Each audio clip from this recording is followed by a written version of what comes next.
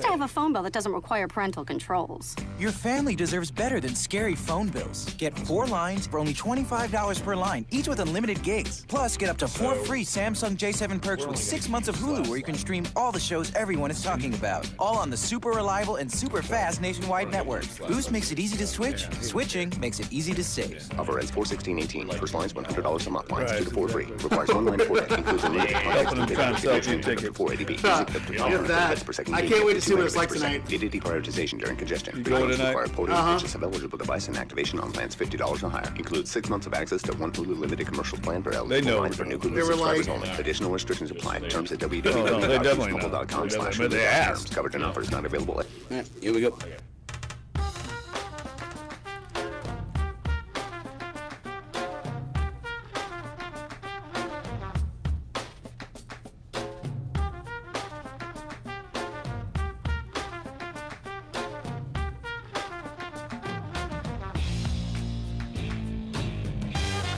Dunc and Holder on a Wednesday, March 14th.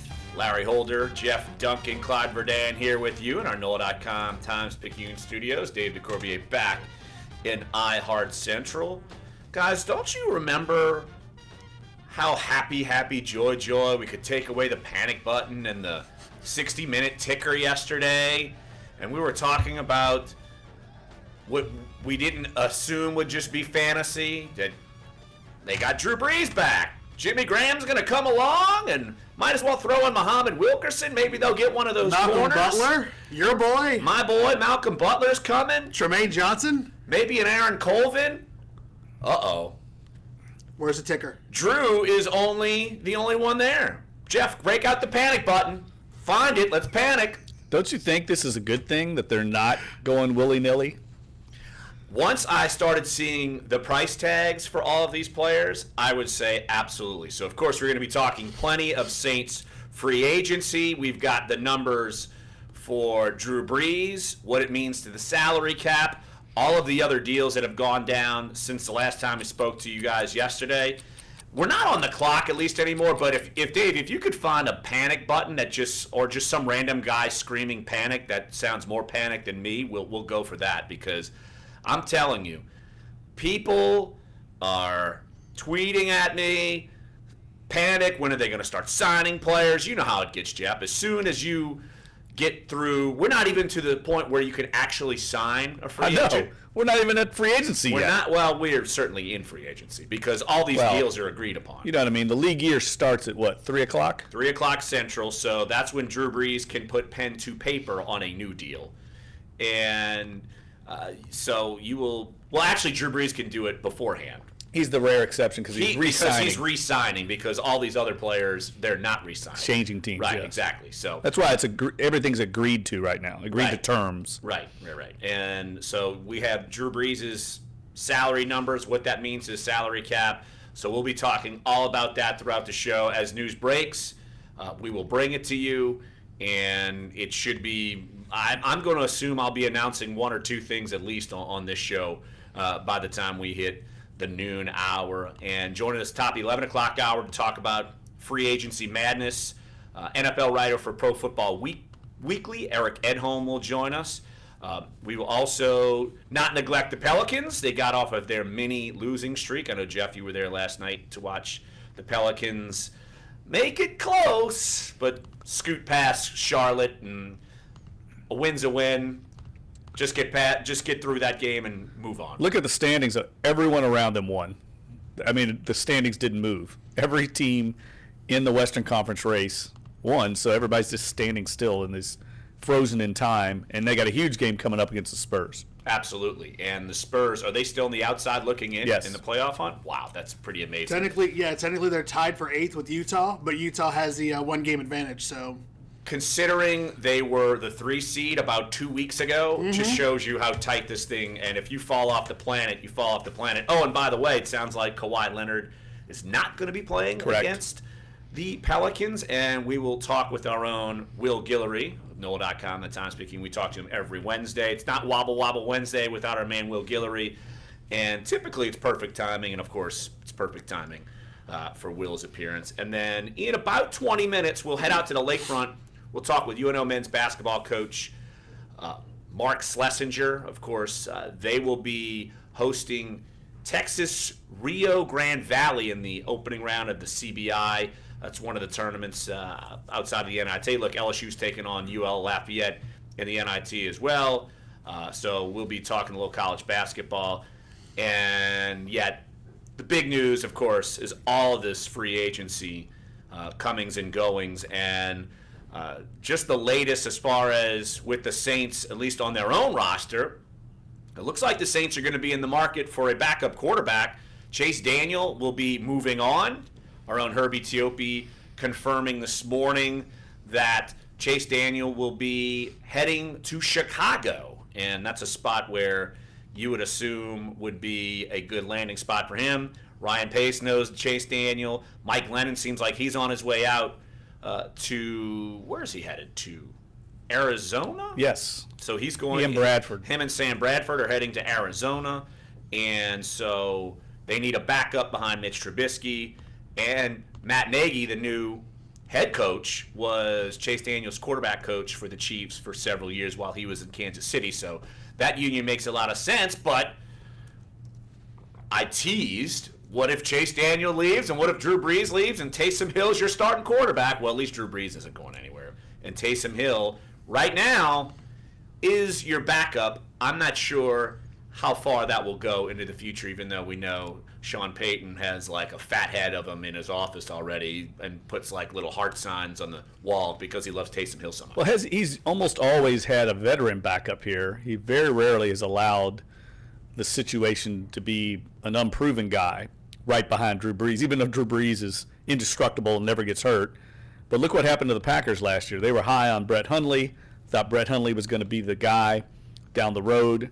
And when Aaron Rodgers got hurt, Hundley proved that he was unproven and couldn't really lead that team to victory in the NFL. And I think that would resonate with someone like Peyton because they need somebody that could at least scratch out a few wins if Drew were to get hurt.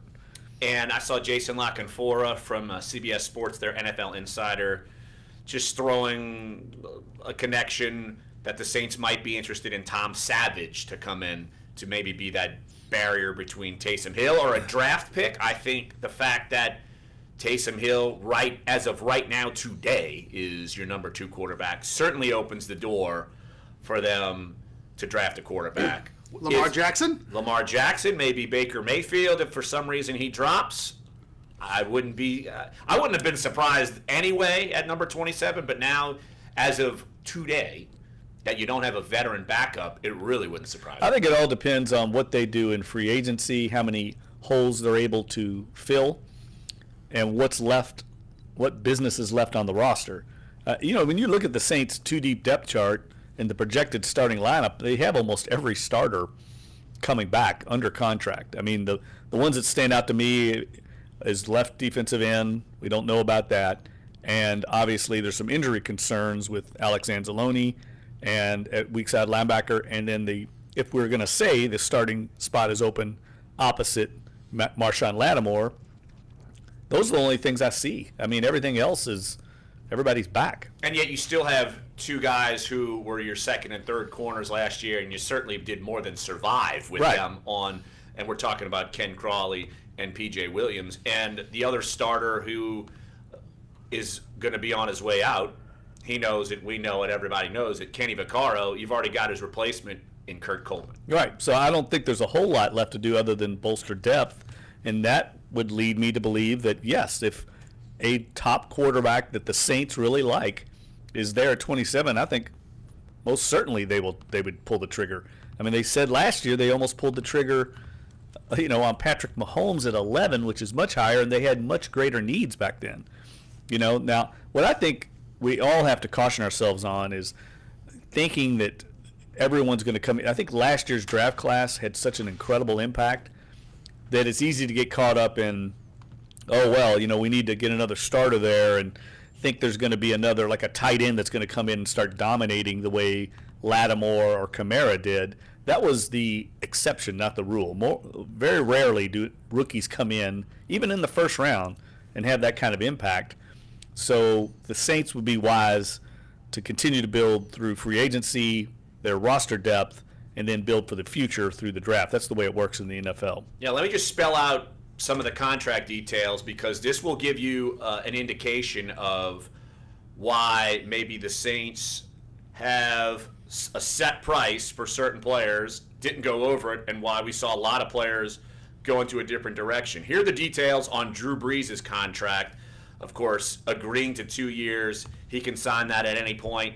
Well, he's going to sign it before 3 o'clock, so the $18 million cap charge doesn't come. But $6 million is going to be already on there. So take that into an account, that his salary cap number for 2018 will be $24 million. And that sounds high. It's high. That's higher than it's been in the last couple of years, because if you remember, the Saints were able to restructure his deal and make the cap number a little lower, because at some point it was going to be $30 million, so they had to lower that. So just think, his cap number right now is $24 million. And oh, by the way, that Josh Katzenstein is tweeting right now, at Jay Katzenstein. Drew Brees is on a conference call with media. I know he talked with WWL Radio, which is standard operating procedure for Drew, but he's talking to the media en masse, so if he says anything interesting, we will bring that for you. But as far as his contract, $24 million is his salary cap number this year. I could go through all the signing bonus, base salary, blah, blah, blah. None of that really matters. The cap number is what really matters. So $24 million. Kurt Coleman's number, his 3-year contract, we've spelled out before. Our own Josh Katzenstein broke that story of the numbers, worth a maximum of $16.3 million.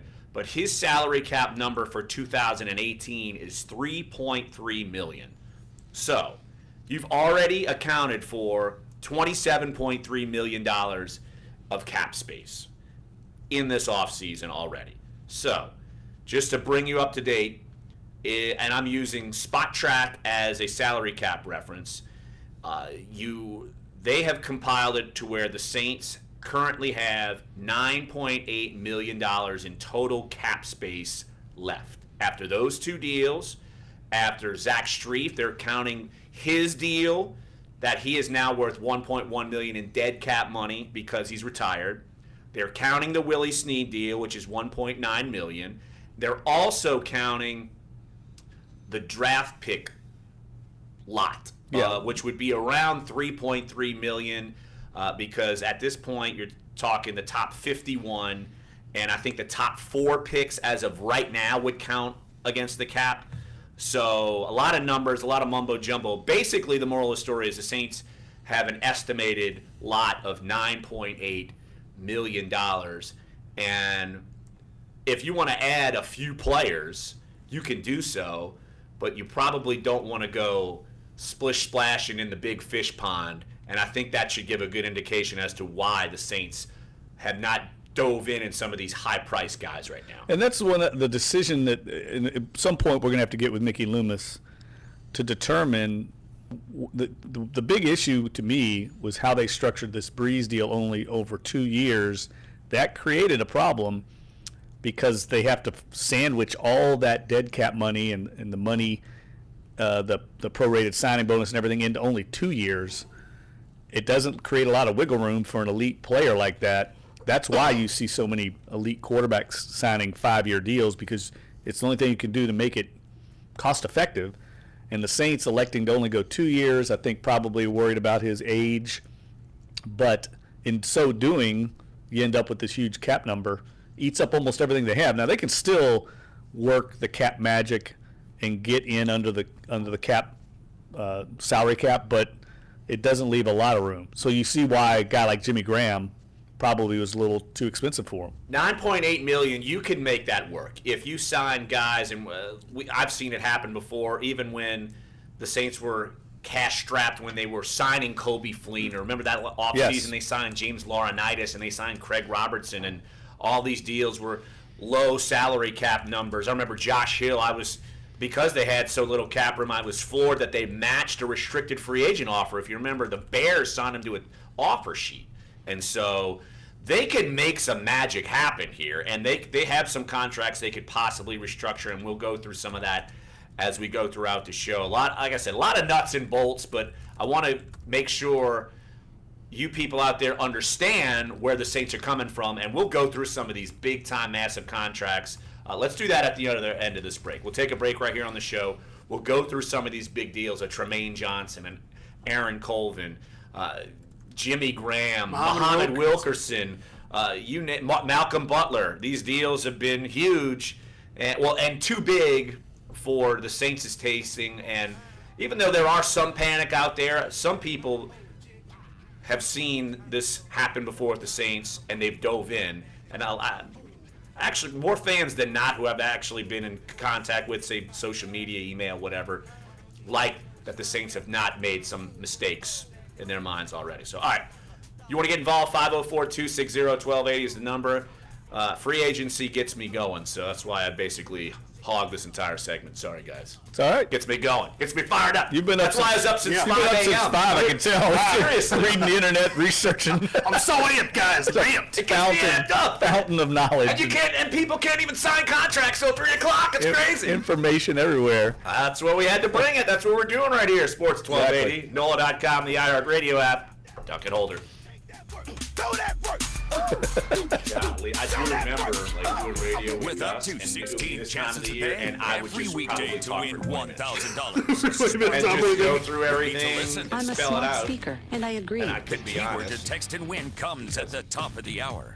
The smart money is on. Sports 1280, New Orleans. Hi, it's Jamie, Progressive's #1, #2 employee. Leave a thank message God at I'm done with that. Hey, Jamie, it's me, Jamie. I got a call This last is your night, daily pep talk. so, I know it's been rough going ever since people found out about your a cappella group, Mad Harmony, but you Yeah, will this bounce is a good back. call. I mean, you're the guy always helping people find coverage options with the Name Your Price tool. It should be you giving me the pep talk. Now get out there, hit that high note, and take Mad Harmony all the way to nationals this year. Sorry, this is pitchy. Progressive Casualty Insurance Company and affiliates. Price and coverage match limited by state law. For a limited time, Wendy's quarter-pound double stack is just $1. That's right, a tasty two-story tower of melty cheese made with fresh, never-frozen beef for just $1. And since Wendy's double stack has a whole quarter-pound of beef, it's the best double cheeseburger you can get for just $1. Right, no point. But a deal this big doesn't come around every day. So get a quarter-pound double stack at Wendy's, because it won't be $1 forever. Offer not valid in Alaska and Hawaii. Fresh beef available. Yeah, I was gonna say, you're talking about participating Wendy's. rookies not being able to do that. Like, so The landscape of the NFL changes dramatically. Today's new contracts can become official with the start of the new league year. Former Washington quarterback Kirk Cousins is headed to the Vikings. Wideout Sammy Watkins goes to the Chiefs. Allen Robinson to the Bears. Quarterback Sam Bradford to the Cardinals. Malcolm Butler, Deion Lewis, Danny Amendola all exit New England. Russell Westbrook notching his 100th career triple-double as the Thunder take down the Hawks 119-107 in Atlanta Sunday. Just an unbelievable blessing, man. I never take it for granted, and I just think. I saw how much Elsewhere, Spurs top the Magic 108-72. Cavaliers last. Suns 129-107. Lakers nip the Nuggets 112-103. College hoops Bradford and St. Bonaventure advance to the field of 64 after first four wins in Dayton last night. The other playing games tonight featuring Texas Southern against North Carolina Central and Syracuse squaring off with Arizona State. Get those brackets done. The field of 64 begins tomorrow. That's sports. Jake Corwin, NBC News. Yeah. It's like, hey. Here's today's tax tip. You may still qualify for the charitable donations tax deduction without a receipt, but experts say it's wise to keep records of any kind. Chief Tax Officer for Jackson Hewitt Tax Service, Mark Stever, says keeping any kind of documentation can protect you. Like you fell on your head to have some documentation. It's not always the same. It depends on the asset. That's fair. But that's to protect you from an audit, and it's also to protect, your tax millennial know-it-all. They want to have good records as well to keep you safe. Taxpayers can only include cash donations of less than $250 without a receipt, but the IRS may still require proof of the donation in the form of a bank record or payroll deduction record if you plan to. All right, 20 seconds. And we're going to break at 30 and then call sluts, right? Proof of donation, no matter the total cash value. Stever says a check or even an estimate can be used to provide proof of donations. Donations to political groups, lobbying organizations, or local sports clubs do not qualify. That's today's tax tip from NBC News Radio. I'm Mark Meehan. Everybody want to hear about that. This is Dunc and Holder on Sports 1280, New Orleans. Told you if Drew Brees said anything interesting on his conference call that's literally going on right now with local media, we'll bring it to you. And our own Josh Katzenstein throwing out on Twitter Drew Brees said he's spoken to Jimmy Graham, understands it's tough when other teams are vying for a guy, and Brees knows Green Bay made Graham a great offer, and Brees adding, quote, obviously I would have loved to have him back, end quote. We basically assumed Jimmy would be coming back, and when I wrote my column that it made perfect sense about a week ago, I did always make the disclaimer it had to be at the right price. And the price tag for Jimmy ended up being 3 years, $30 million. As soon as I saw that number, Jeff, I knew the Saints were not going to pay that number. Well, don't you think? I knew it. Don't you think that's why he didn't come here? I mean, the absolutely money. Assume yes. Follow the money, and as we just said during the break, I don't think Jimmy Graham would have taken that same deal from, say, the Detroit. Well, not Detroit. Give me a team. Cleveland. Buffalo. Yeah. Buffalo. Yes. Yeah, he wasn't going to go somewhere that didn't have stereotypical bad teams. Yeah, he was going to go somewhere where he had another great quarterback. He played with Brees. He knows what a great quarterback could do. And I'm not saying Russell Wilson was a bad quarterback, but he wanted to go somewhere there was an elite guy and get paid at the same time. So he took the Green Bay deal, which isn't a bad offer. I don't think it's for him at this stage of his career to make $10 million a year, roughly. That's pretty good, I think. It's the same price he got paid by the Saints in 2014. Remember when they wrangled over a contract? Right. They had the dispute wide receiver, tight end. Of course, that went to an arbitrator, ruled he was a tight end, and yet the Saints still paid 4 years, maxed out at $40 million. So this is the same deal. And I could tell you, the Saints, one of the reasons why at that time they were willing to trade Jimmy Graham is because they were not in love with that contract. They thought it was too much. They wanted to pay him tight end money, remember, at that time? Yep. And the tight end money with the franchise tag was 7. So the fact that they had to go up to 10, I know they were not in favor of that, so there was no way. And as soon as I saw a hot name, Trey Burton, of course we talked about here on the show, he got 4 years, 32 or 33 million, basically averaging 80 a year. And as soon as I saw that, I said, I bet you Jimmy Graham wants more than that, and the Saints were never going to go past it. Yeah, and he was going to get more than that. I mean, he's way more decorated and accomplished than Trey Burton. Trey Burton was the number 2 tight end, so I didn't think he was even going to be close to that. I'm actually surprised it is as close as it is. But at this stage, with Graham coming off of a major injury a few years ago, and this is probably going to be his last big deal, makes a lot of sense for him, and it's a great fit. I mean, he goes to Green Bay. They haven't had a really top tight end since maybe Jermichael Finley or somebody like that. They've always kind of done it with the receivers. They're going through a big change up there. They've cut Jordy Nelson to make room for Graham. So it's going to be interesting to see how Green Bay bounces back. I think they're going to be a factor. I've got a lot of respect for Mike McCarthy and that whole organization.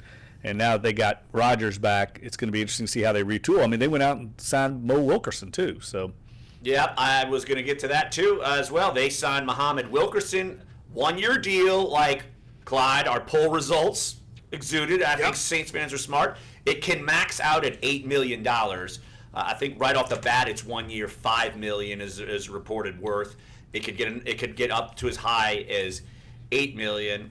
I just don't think the Saints. I said this last couple of days. I wrote it. I don't think the Saints were willing to take the risk. And knowing that Drew Brees' cap number was going to get to a certain point, and knowing that Kurt Coleman was up to $3.3 million, if they would have signed Muhammad Wilkerson to 1 year max out contract at $8 million, it would have eaten up their space. I mean, you couldn't do it for a guy who is a risk, and so makes sense why they passed on him, honestly. And the baggage. I've said the baggage. I think they did their due diligence and weren't going to go that direction. What did Wilkerson get? What was the deal? 1 year, $5 million, and then it could max out to $8 million. So with incentives, so it's basically only a 1 year deal. Real right. Interesting. Prove-it deal. And you figure you go to the Patriots. This is more of like an image. I mean the Packers. I'm sorry. This is more like an image rehab job, right? I mean exactly right. Nick Fairley. It's a Nick Fairley deal, basically. Yes, I totally. It's almost agree. The same thing. Yeah, and Muhammad Wilkerson needed to get out of New York City. New Orleans probably would have been the worst fit for him as far as a party town. No, and Green Bay is the polar opposite of party. Unless he ODs on cheese curds. Yes, exactly. Which could happen. I think so. You could maybe it's dangerous. You could clog your arteries at least, probably, right? Real quick. I do think that's a really good fit for him, and you're right, Clyde. It's probably image rehab, and it'll be a perfect opportunity for him, though. I mean, he's got a 1-year deal, and look how it turned out for Nick Fairley. Now, obviously, the health condition derailed his career, but he had parlayed that 1-year prove-it deal into a major deal, so it can happen. And Wilkerson certainly has the talent, so we'll see how that plays out. But I think the Saints, knowing they had to get Brees under contract, knowing the parameters that they had for him, and that they've already done some work by bringing in Kirk Coleman, they know they have a strict budget here that they have to adhere to. But I guess there's always some other things they could tap into. I've had people ask me, and I don't know if we have any update on the Nick Fairley situation. I think there's some cap relief possible there. But I think we're just status quo as of right now. He eats up $6 million. And I don't know. The Saints are just having to move forward with that until they know otherwise, and it might not help them this year. Yeah, I think they go forward not expecting it, right? Right, exactly. And it's not the same situation, but as far as the dollars, it's the same Gillette-Fairley deal where they had to wait, and they thought something would happen as far as him getting suspended, and then they could fight for the more money and void the contract, but they just had to eat the money, and they have to go forward with just doing that. All right, let's take a break right here on the show. We will talk with UNO men's basketball coach Mark Schlesinger. The Privateers are going to be taking on Texas Rio Grande Valley in the first round of the CBI. That's tonight at the Lakefront Arena. So we'll have a catch up with Coach Schles here. Coming up next here, Sports 1280, NOLA.com, the iHeartRadio app. Dunc and Holder. UNO's got little hashtag swords up. I've never seen them before. So you have roll wave, swords up. LSU got one? It'd be funny if they had sword fight. I mean, you and SP. Me and Sean Payton. Meteorologist Sean Latino. Another day on tap with temperatures getting into the mid-60s this afternoon. Overnight, we'll fall into the 30s north of the lake and 40s on the south shore. Too many cylinders, looks like we'll stay dry tomorrow as well, with lots of sunshine and highs in the low 70s for Thursday. From the Fox 8 Weather Center, I'm meteorologist Shelby Latino.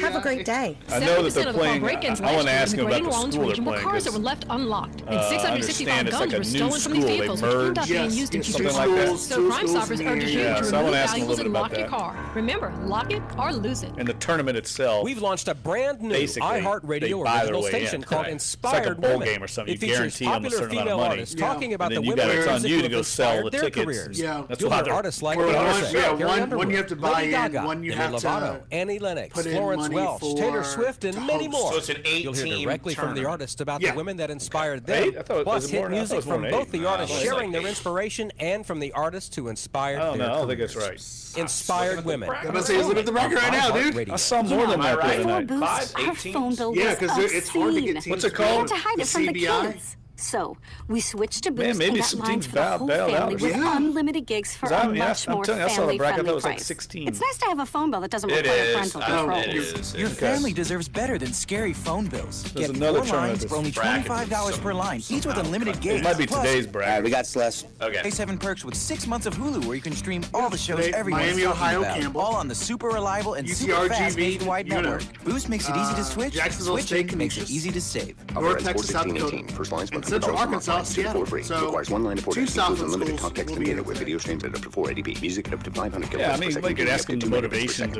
want to do this, you know, like, Free phones require port-in you purchase. just want to keep playing because you got a young team, every game, 6 months of helps access to develop. one limited commercial plan for Question I eligible would lines for want new to know. Hulu subscribers only. Additional restrictions apply. Terms at www.boostmobile.com/Hulu-terms. Coverage and offers not available everywhere. Restrictions apply. Hi, it's Jamie, Progressive What number they call one, number 2 Texas employee. Rio Leave a Grande? message at the Like, what are they in? Texas Rio Grande This is Valley. your daily What are pep they- and talk. what conference I are know they? it's They're been in rough the, going ever since people they're in the found out WAC. about your a cappella group, What? Mad Harmony, WAC? but Yes, you will impossible. bounce back. I mean, you're the guy You'd be always helping surprised, people dude. find coverage The options last with the school name they your were price before tool. they It should be joined, you giving me the pep talk. Now get was out also in the there, WAC. hit that high note, and take Mad Harmony all the way to They're nationals this counting on this site. I Sorry. called up their school, and that's what popped up. Man, they're ready to go. You can't change the whole world, but you can be part of the change in the world for a child living in poverty by becoming a Compassion Actually got some pretty International cool child uniforms. sponsor. You can choose a child to I'm on sponsor. board. I'm going to send my kids to school there. /radio. That's Yeah, you send them to the border. compassion.com/radio. You send them to the border. See what happens. Your teams, your Sports 1280 New Orleans. Welcome back, Dunc and Holder.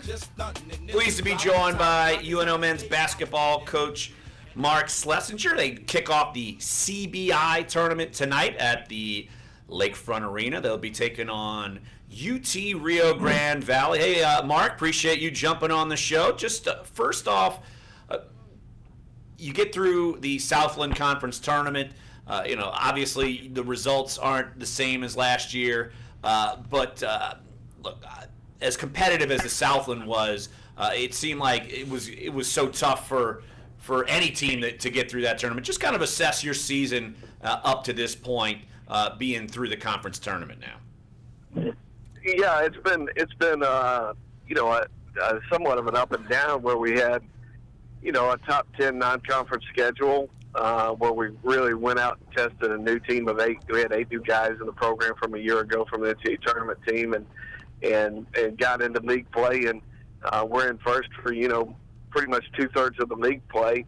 And we're within 2 games up until the last week, and so we knew that we had a team that was capable of getting hot, and get through the tournament. But with the loss of Thibodeau at the end of the year, and then also losing Bryson Robinson to a meniscus tear, where he already had surgery and is coming back, and so that was a big hit just offensively. We had to kind of retool and change some stuff we were doing schematically on the offensive and defensive end. Had really good success with that the first night against Corpus Christi, and played very, very well. Had one of our highest offensive outputs of the night, of the year, and then the second night struggled against Sam Houston and just got off to not a great start, just never recovered. But then, getting this opportunity to play in the College Basketball Invitational and the CBI tournament is just a huge breath of life back for us, and especially for a team that's been starting, three freshmen most of the last of the year. Celeste, you mentioned the loss of Trayvon Thibodeau, and you mentioned that before when we were out last week or two ago at Katie's. How difficult was that decision for you as a head coach, and what led you to that decision?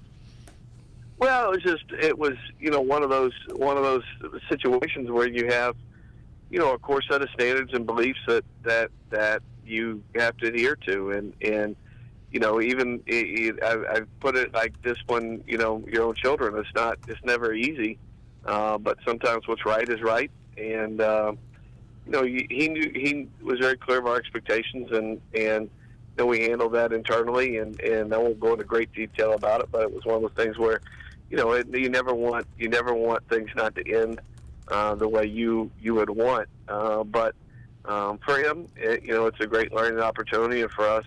The rest of the guys, it was the next man up. We had to have another guy step up and play at a higher level, and continue to try to move our program forward. And being in the postseason for a second consecutive year from where this program was a decade ago is a pretty major step. UNO men's basketball coach Mark Schlesinger joining us right here on Dunc and Holder. UNO will host UT Rio Grande Valley tonight, 7 o'clock tip at the UNO Lakefront Arena. And you were mentioning the youth of the team. How much was that a motivation to get in this tournament, get some postseason experience, and have them prepared and get a taste of that after the conference tournament? The number one goal for me, no matter what, is to keep playing in postseason. I'm a basketball junkie. If we could go, they had a court out of Mardi Gras World and somebody wanted to play us, I'd go out there and play. Me and Jeff will take you guys on, and it will be laughable. You'll beat us by 100. But it's one of those deals where I was miserable, just miserable. My wife was like, "Oh, great, here comes you postseason depression for a couple of days," because I knew we weren't going to practice. And when this, and the credit goes to Derek Morrell, our athletic director, who worked tirelessly, in talks with both the CBI and the CIT, the 2 other postseason tournaments of the Ford, that we were a team that was on both their radars up until the last 2 weeks of the season, and us getting the win, playing very, very well in the first round of the tournament, really kind of put us over the edge.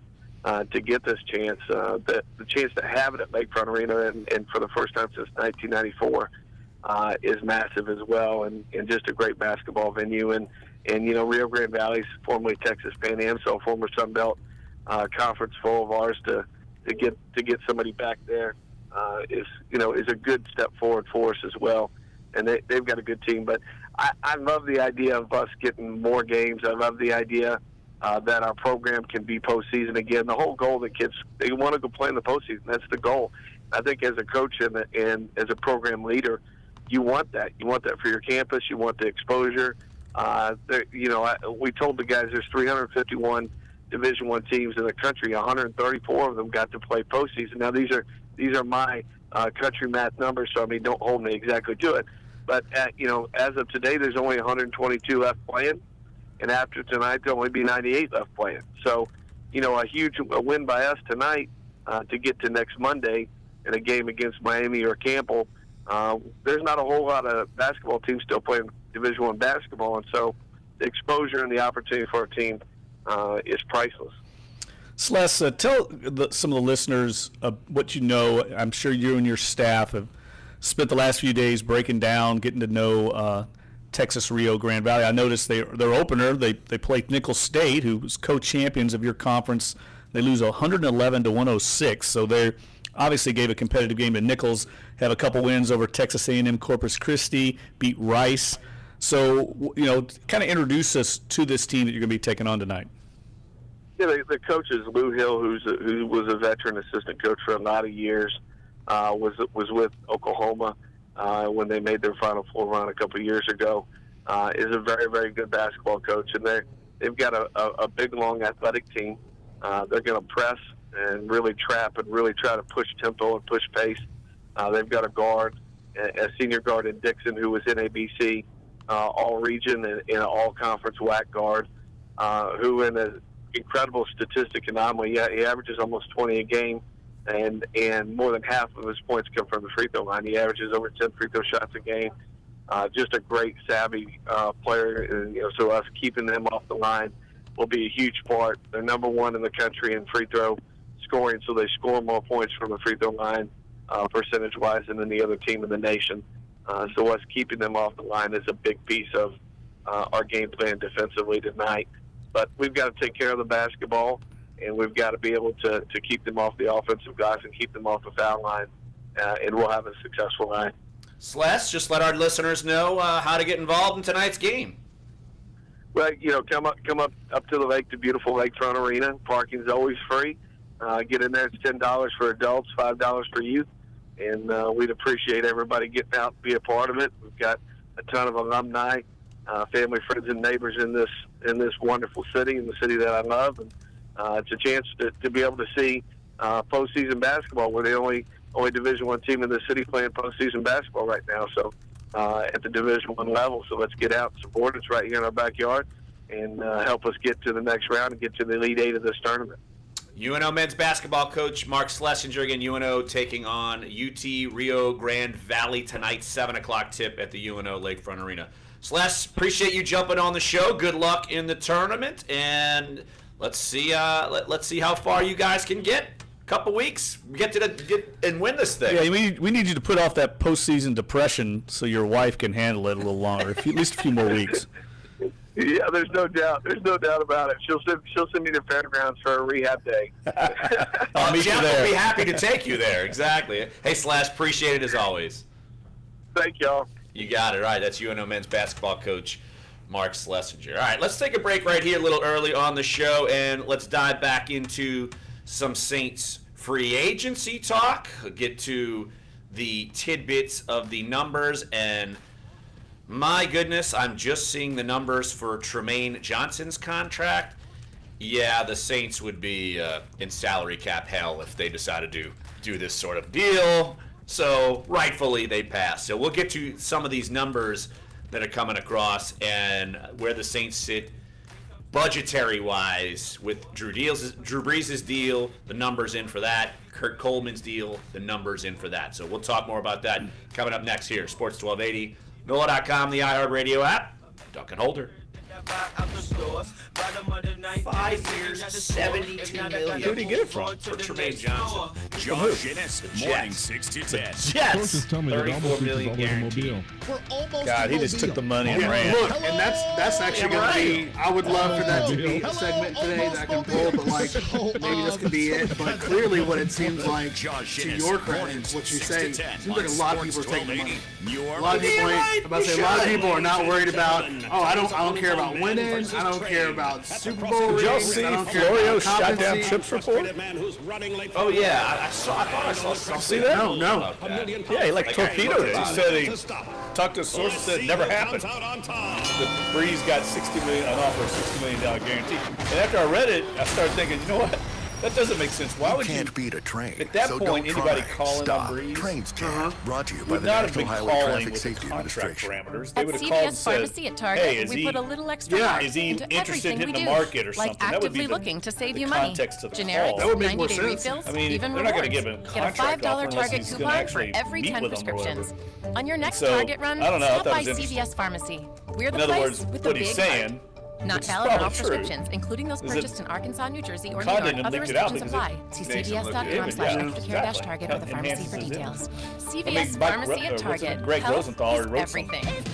glowing thing about When they that. say you'll never make it on your own, Jared that's the Bell. time to really shine. Really? Like Yeah, Camila see, it Cabello. worked. Everyone loves a comeback. worked. Now dry hair can have one too, with new Elvive Extraordinary Oil Hair Treatment from L'Oreal Jim Paris. Henderson's having In another just one retirement use, party. Elvive I went to the revives same dry place hair, when he had a leaving retirement healthier, party from shinier, WL. and 10 I'm going to give him times so more much shit. Revive dry hair with Elvive Worse than Catherine Extraordinary Terrell. Oil Hair Treatment. Jeez, I'm just ripping away. Wow, just like people just savage. Full of vim and vigor, man. That's a lot of coffee this morning. I'm full of vinegar, man. I'm full of vinegar.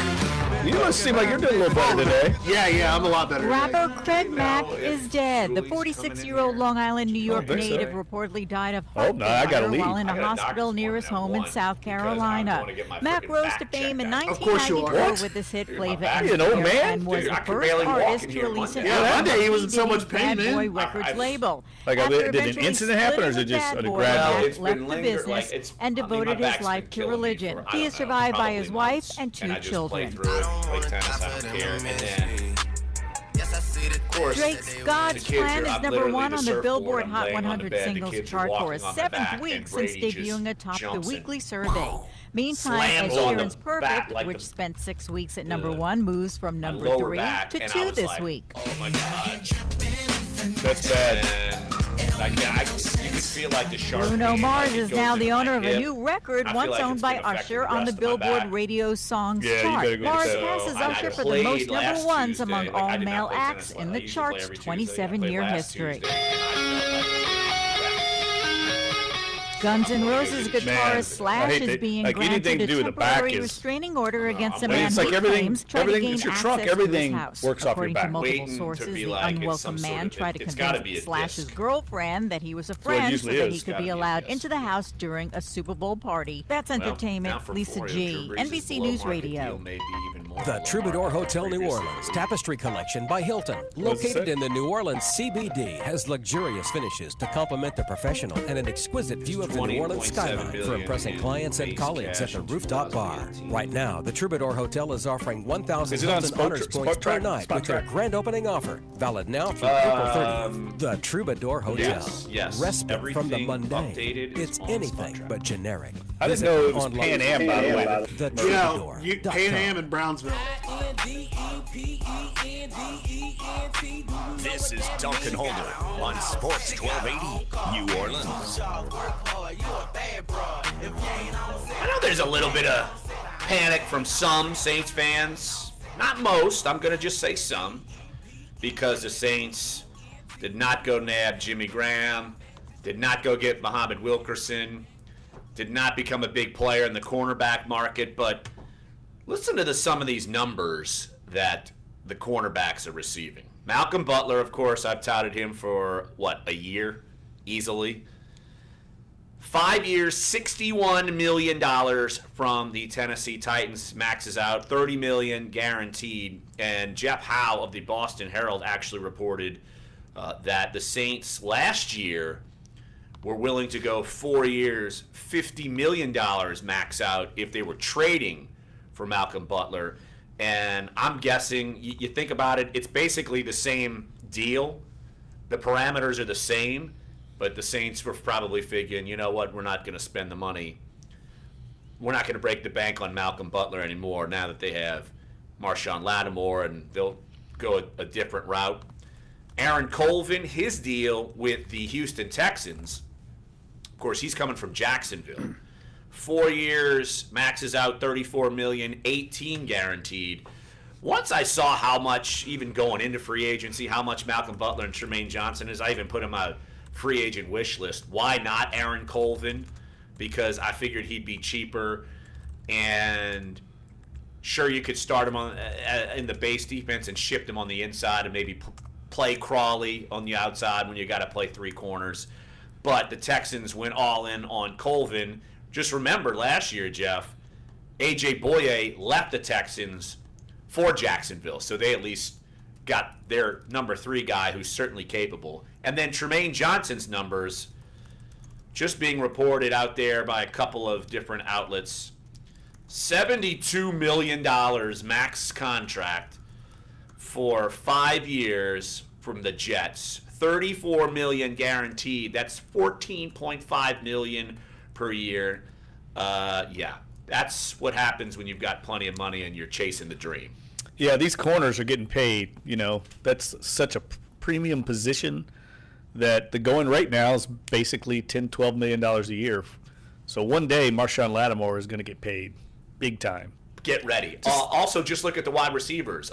Michael Thomas is going to get paid. Yes, and I tell you, looking at the parameters and the structure of the Brees deal, they are really kicking the can down the road. At some point, this thing's all going to come home to roost, and they're going to have a rookie quarterback. They're not going to be able to afford even a veteran guy because this money is starting to stack up, and it's going to come home to roost at some point in the future because they've been kicking the can down the road, trying to get back into Super Bowl contention. And the more I look at it, the more I'm convinced I think they're going to have to take a quarterback in the draft either this year or next year to get them ready to eventually move on from Brees. Yeah, and I had a couple of people comment on the column I wrote on Drew Brees. Basically, I assumed that this would be the end. This would be his last 2 years, and they said, but what if he plays again? I think everyone in this deal is, I don't know this for a 100% guaranteed fact, but I think my assumption is that Drew Brees and the Saints are in this for 2 more years, and then that's it, no matter what it is. Yeah, I mean, you'd have to take, I agree with you, unless something unforeseen happened. Like, I wouldn't say it's 100% sure, but I would think in 2 years, if they feel like they're just on the cusp of making another run, they would do it. But I think Brees wants to keep playing. I do. But I think he's going to keep playing here. I don't think he's going anywhere else. Well, I also added in the column, well, if I've got to write it again in 2 years, I'll write it again in 2 years, because one of my biggest things, and we were talking about, what to write after this, because you wrote a column earlier yesterday morning when the news broke, and I just think it's a show of appreciation for Drew Brees. Look, did he do the Saints a favor? There's no doubt that he did them a favor with this contract. But I do think that it goes to show, and I think it needs to be appreciated, that Drew Brees is going to be able to break all these records with the Saints. He's not going to have to go chase another team a la Peyton Manning, a la Brett Favre twice. He's not going to be traded like Joe Montana at the end of his career. He's going to be able to do this here. He's going to be the all-time leading passer as far as yardage, and he's going to do that breaking the record for the New Orleans Saints. Barring injury. Barring injury. Of course, that's always the disclaimer. Completions, he'll be able to get that within probably the first month or so. He'll be able to break that record, a month and a half. Also, maybe into next season, the 2019 season, he'll be able to break the record for the most passing touchdowns. Now, if Alvin Kamara and Mark Ingram score 30 touchdowns, he may never even reach that record. But you know what I'm saying. He is going to be able to go out with the team he wants to go out with, a la, say, John Elway. That's the comparison I put in the column. I don't know if he's going to win 2 rings at the very end like John Elway did, but he's going to at least have the opportunity, and that comes, it's a two-way street. It's Drew wanting to stay and the Saints wanting him here. And I think it's something that you can't underappreciate with this whole scenario. Yeah, and I think it means a lot to Drew Brees. Like you said, Drew Brees appreciates the history of the game. He understands how important it is to his legacy to finish his career here in New Orleans. And I don't think there's a dollar figure you can put on that. And I think the Saints understand that, and that's part of the negotiation and part of the proposal that Mickey Loomis made to him. There's value to that, and there's a lot of value to that. And Drew Brees, I mean, this man is going to retire here as the greatest athlete in the history of the city. Think about that. I mean, there's been a lot of great athletes. We just saw a documentary the other night on Pete Maravich, who's one of the greatest basketball players of all time, beloved here, but Drew Brees' career dwarfs that of Pete Maravich because he brought a championship here and because he's going to retire as the leading quarterback in the history of the NFL. That's amazing. What he's brought to the organization in terms of raising the profile, improving the perception and image. Players want to come play here because of Drew Brees and Sean Payton and the work they've done there, but mainly because Drew Brees gives them a chance to win a Super Bowl. And I don't have to remind Saints fans that was not the case for a long time. Nobody wanted to come and play here. What? Are you sure? They didn't want to come play when the bags were on the head and they were 1-15? And you have to think about that. Those kind of things when you start wanting to run the guy off. You have to think about all the tentacles of his legacy and where it goes. And you heard the way that Zach Strief talked about him the other day. You just don't hear that for anybody, just any other random player. And those kind of things get out around the league. Players know it. And the leadership and the precedent that he sets in the building every day with his work ethic and dedication and commitment filters down to the other players because they don't want to let him down. How many times we've talked to, say, Mike Thomas or any of the young receivers that come in here, they speak reverentially about Brees and how much they want to win another Super Bowl for him. They don't want to let him down daily in practice. The example he sets on the practice field. How many times, Larry, have we sat out there waiting for Brees to come off the practice field? It could be 1,000 degrees out there. They've already practiced for 2 hours, and he's out there for 45 minutes running through drills with the receivers and then doing the quarterback challenge thing. And this continues to go on to this day. Absolutely. And one of the topics that was brought up in the Drew Brees conference call with local media a little while ago was, is it in your plan to play through after this 2-year extension? He said, quote, listen, just 1 year at a time. I do have a goal. I do have a vision. I'm not going to share it with you guys. Sorry. But I do have a goal and a vision for where my career is going to go and how long it's going to last. But I'm very focused on each year, one at a time. I think you're hearing, after the whole 45, I'm going to play till I'm 45 storyline, I think as the older he's gotten, I think he knows, okay, at some point I'm going to have to stop. Let's be realistic. So he's not throwing that out there anymore. 1 year at a time. You never know what's going to happen. You never know if the team falters. You never know if his body gives out. You just never know.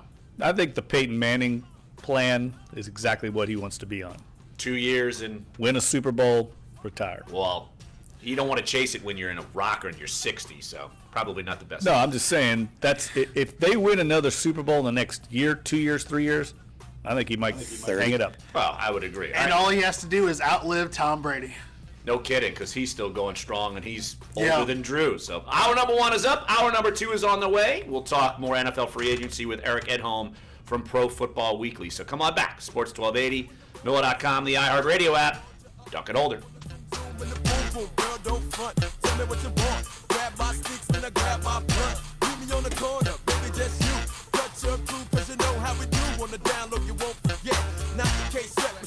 You know, before Boost, our phone bill was obscene.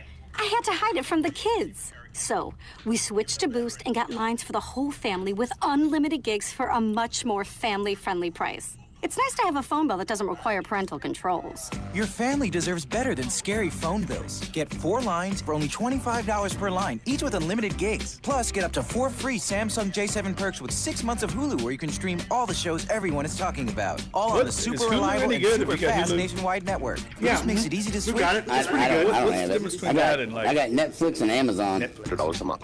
For free. Well, I mean, is it more like Sling TV? Okay, so Netflix is doing up to 2 megabits per a second. lot DDD more prioritization during congestion. original Free phones require port-in purchase of eligible device series of their own, as opposed to like having a lot of. I mean, they still have a pretty decent catalog. While Hulu has more contracts with the major networks to get their shows that are currently on and some of the other series.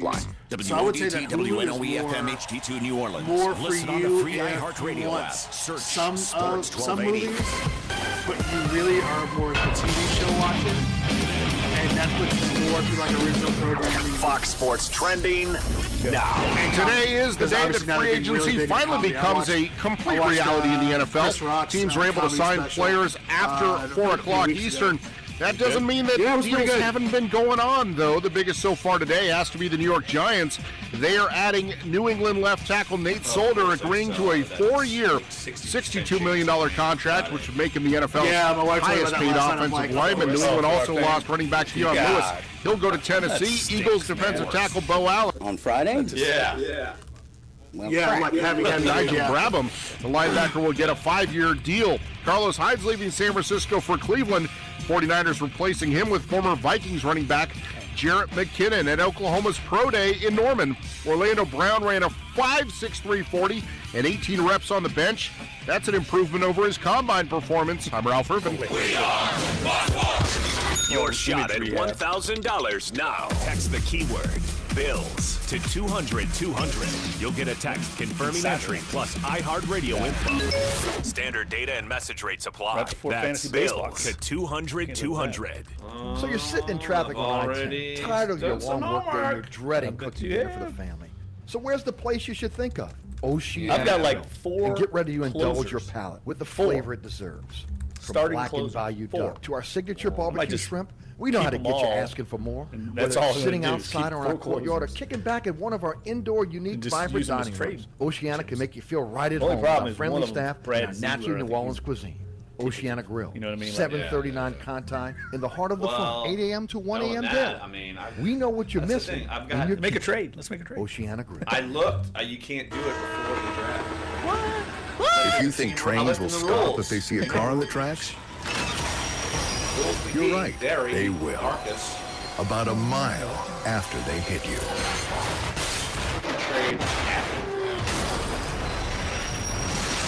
In 2015 alone, 230 people were killed at railroad crossings. Don't become the next fatality. Stop. The only thing I really could hang my hat on by the National like Highway Traffic Safety Administration. Instead of drafting At CVS Pharmacy at Target, we put a little extra heart into everything we do, like actively looking to save you money. Generics, 90-day refills, even rewards. Get a $5 Target coupon for every 10 prescriptions. On your next Target run, stop by CVS Pharmacy. We're the place with the big heart. Guys like not valid on all prescriptions, including those Trey Turner. They're all like $3. CVS.com/extracare-target or the pharmacy for details. CVS Pharmacy at Target. Really? Health well, I'm is thinking everything. of somebody else. Somebody like that. I was like, God. He has like Darius team. Sean cheap because I'm here a 6.2-liter V8 with a supercharger that accelerates so fast. You got paid. The air out of your lungs and I knock you tried back 1 in year your to seat like do you're that, an and I got astronaut in a rocket ship hurtling through the stratosphere. But then again, we're not most people. We're the brotherhood of muscle. Dodge, domestic, not domesticated. Dodge is a registered trademark of FCA US LLC. America's CEOs are way optimistic. They're boosting their projections for sales, spending, and hiring over the next 6 months to an all-time high thanks to the tax cuts. 61% of firms now plan to add staff over the next 6 months, up from 43% in the fourth quarter, and 93% predict sales to improve, up from 76%. All right, we got Eric in a minute and a half. Sweet. Announced tariffs on steel and aluminum imports, but a panel of international economists is slightly downgrading its forecast for worldwide growth because of the tariffs. The Organization for Economic Cooperation and Development still predicts better global growth this year because of the tax cuts and more government spending, but it says if not for the tariffs and trade tensions overall, it would be even better. Cryptocurrencies such as Bitcoin have taken the investment market by storm in recent months, captivating armchair investors like retired financial services worker Alan Weiner. But he learned the hard way, market volatility isn't the only red flag. Alan wanted to buy $30,000 worth of cryptocurrency. And to manage the transfer, Alan chose exchange. He wired the money from his wife's bank account to the Coinbase account in his name, but the money never showed up. After a few days, he learned that for wire transfers, the names on the accounts must match. The names didn't match exactly, so, and I forgot if it's 7 or 10 business days, they will be returning the $30,000. Have you seen that money yet? No. Alan says he's emailed Coinbase several times and made phone calls asking about his money. A lot of times I get no response to the Where my money at? It says, we're working on your problem. This is what I was telling you about. Who is this talking? Alan. With the Chuck E. Cheese Bitcoins? Yes, exactly. That's Bitcoin. You can't get your money. Yeah, right. Equation creates shoppers. 10 seconds. That are designed to crack down on what it says are the 1% of customers who abuse generous return policies. Consumer and Business News, Joe McConnell, NBC News Radio.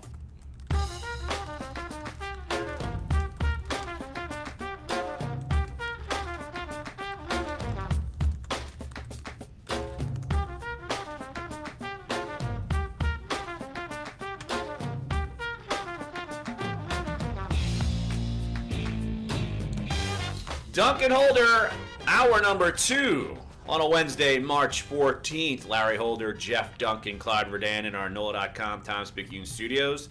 Dave DeCorbier back at iHeart Central. If you missed any of hour number 1, of course, lively free agent talk. Sports1280.com, NOLA.com, iTunes, SoundCloud, YouTube page, and of course our posts after where Jimmy Graham's signing totally thwarted one of Clyde's posts. He was none too happy. That's what you get for being. I did 3 That's yesterday. what you get for being ill and trying to overachieve while you're ill. You gotta slack when you're not feeling well. I will not make that same mistake twice. I encourage you not to do that. So, but joining us right here on the show, Eric Edholm from Pro Football Weekly, covers the NFL for Pro Football Weekly. Follow him on Twitter at Eric_Edholm. Eric, let's just start with the Drew Brees deal. Are you surprised how this thing panned out as far as how far seemingly Drew Brees was willing to stay away from the open market, not even really entertain too many offers, and really kind of do the team a solid by not having to push the limit with the Saints? Yeah, I mean, obviously a couple tense moments there for a lot of people, Brees included, I'm sure. And, you know, I know it's hard to think of it in terms of hometown discounts and everything, but really, I mean, with the Vikings jumping in there as they were allowed to do, you know, it really kind of cranked it up a little bit and put them in an interesting spot, put Brees in a spot where, you know, he had to decide, do I want to stay and take a little less, or a lot less, I should say. And that's what he ends up doing. I mean, obviously he was presented with a really intriguing situation. The Vikings knew, okay, Case Keenum is walking. We're not bringing back Teddy Bridgewater as a starter. Sam Bradford's no longer our guy. If we don't get Kirk Cousins, we're in deep trouble. That's why they make the overtures. We don't know exactly how serious they were, but it certainly seemed like a viable plan B for him. So, you know, ending the way it did, you know, it seems like kind of a one-year-and-go kind of approach. And we'll see. I mean, obviously, it's fascinating on a lot of levels. Eric, what in this last 24, 48 hours kind of frenzy, what stood out to you? Like, what surprised you, if anything, about this kind of pre-free agency period that we've gone through? Yeah, obviously, it's like the heavy petting section of free agency. You know, and things get pretty fast and furious, and you go, wow, okay, like. You know, Andrew Norwell, a guard, getting $13.3 million per year. Just happened this morning. Nate Solder, a good but maybe not elite left tackle, getting 15.5 per year, and whereas previously highest paid guys at guard were 12 million, highest paid at tackle was like 13.4. So, we're seeing bumps that are above how much the salary cap goes up. We're seeing bumps of 12 and 15% at those positions, whereas the cap is going up, by a measure of 6 or 7%. So that's pretty notable. And I think it speaks to the market where people are saying after Norwell, after Solder, the guard market, not good. The tackle market, not good. The draft, who knows, So sometimes you see that level of desperation. Hey, we're willing to pay for a guy and overspend for him because the options other than them aren't that great. Eric Edholm of Pro Football Weekly joining us right here on Dunc and Holder. Eric, what position are you maybe surprised hasn't flown off the board as early as these last couple of days? We're to the point where we don't assume running backs are going to fly off the board too quickly, but is there any other spot maybe you're assuming, we haven't seen so much movement there in that market? Yeah, I guess linebacker a little bit. I'd have to sort of go through, I'd have to sort of line up all the positions. I think, it took a little longer in some agents' minds for the cornerbacks to start coming off, but now you're seeing, Trumaine Johnson got $15 million yesterday, and you're seeing some of the nickel guys get near starter money or above what some, slot guys have gotten in the past. So it took a little longer to develop, but it's still there. And there's some okay safeties still out there as well. And that's a position that, you could argue has a greater impact in today's NFL than it may have done 5 years ago or something, depending on the team and the system they're running, I guess. So, yeah, running back is the obvious one. But then you see, hey, I'd like to see the details on Jerick McKinnon's contract because, decent little player, but the 49ers giving him $7.5 million per year, again, not knowing the guarantees, that feels pretty high. So that may be an outlier at a position that typically has taken longer to develop and doesn't reap as many benefits as others do. What's your take on what Les Snead and Sean McVay are doing out in L.A.? I mean, it seems like they've taken a year under McVay, kind of scrutinized the roster, and then decided, okay, let's overhaul a lot of this stuff. I mean, does it feel like they're going for it now to try and make a run in the NFC? No question. I mean, it's a fascinating situation because, obviously they went from worst scoring offense to best scoring offense in a year's time. You had the defense making some strides. It felt like, boy, if they keep things together, make sure they re-sign Aaron Donald, sort of make one or two interesting moves, they could really develop. But they've gone out and gotten Marcus Peters. They've let Sammy Watkins walk after, trading picks for him last year. And, a lot of people thought like, hey, if you give Watkins another off season with Jared Goff and let them develop that rapport, maybe his role increases. But the price just got a little too high for him, and they were willing to cut bait even though they had spent a good amount to get him. And so, yeah, it is fascinating on the outside to see them move on from Alec Ogletree when they just gave him an extension 5 months ago and things like that. So drastic moves, but I think they smell blood in the water. I think they know that in 2-3 years the 49ers could be really, really good. I think they realize that the Arizona Cardinals are taking a step back. I think they see what the Seattle Seahawks are doing and say, now is the time to strike. The teams that have dominated this division the last couple of years, we won it, and now we want to keep adding and pushing the pedal a little bit. Eric Edholm of Pro Football Weekly joining us right here on Dunc and Holder.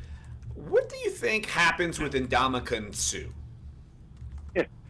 That's a great question. It's been a little quiet. There have been some people who say, hey, the Patriots are trying to make a run at him, or, certainly a team like the Cowboys would have to be interested even though their salary cap situation isn't great. I would think the Oakland Raiders are kind of in that same position where they love him, and he fits the mold of a perfect Raiders player, and John Gruden's talking about turning back the clocks 20 years, right? That would fit right in with that, but, it comes down to price. I mean, he's obviously a guy who was set to make a boatload of money this year. The Dolphins weren't going to do that again. They caught him. What's he willing to play for? I don't know. I mean, that's the biggest question, I think. So I'm sure he wants to go to a winner. I'm sure that's part of it. But I'm guessing he was counting on making some of that money this year. So it's got the financials have to make sense for him. So I haven't really seen what the market is, and that hurts a guy like Sheldon Richardson. You know, people are interested in him. Well, they may want to kick the tires on Sue first and see what the deal is there, even though he's a couple years older. So that's a tricky one. I haven't been able to sort of make that match yet, and there's been a little silence on Sue's end right now.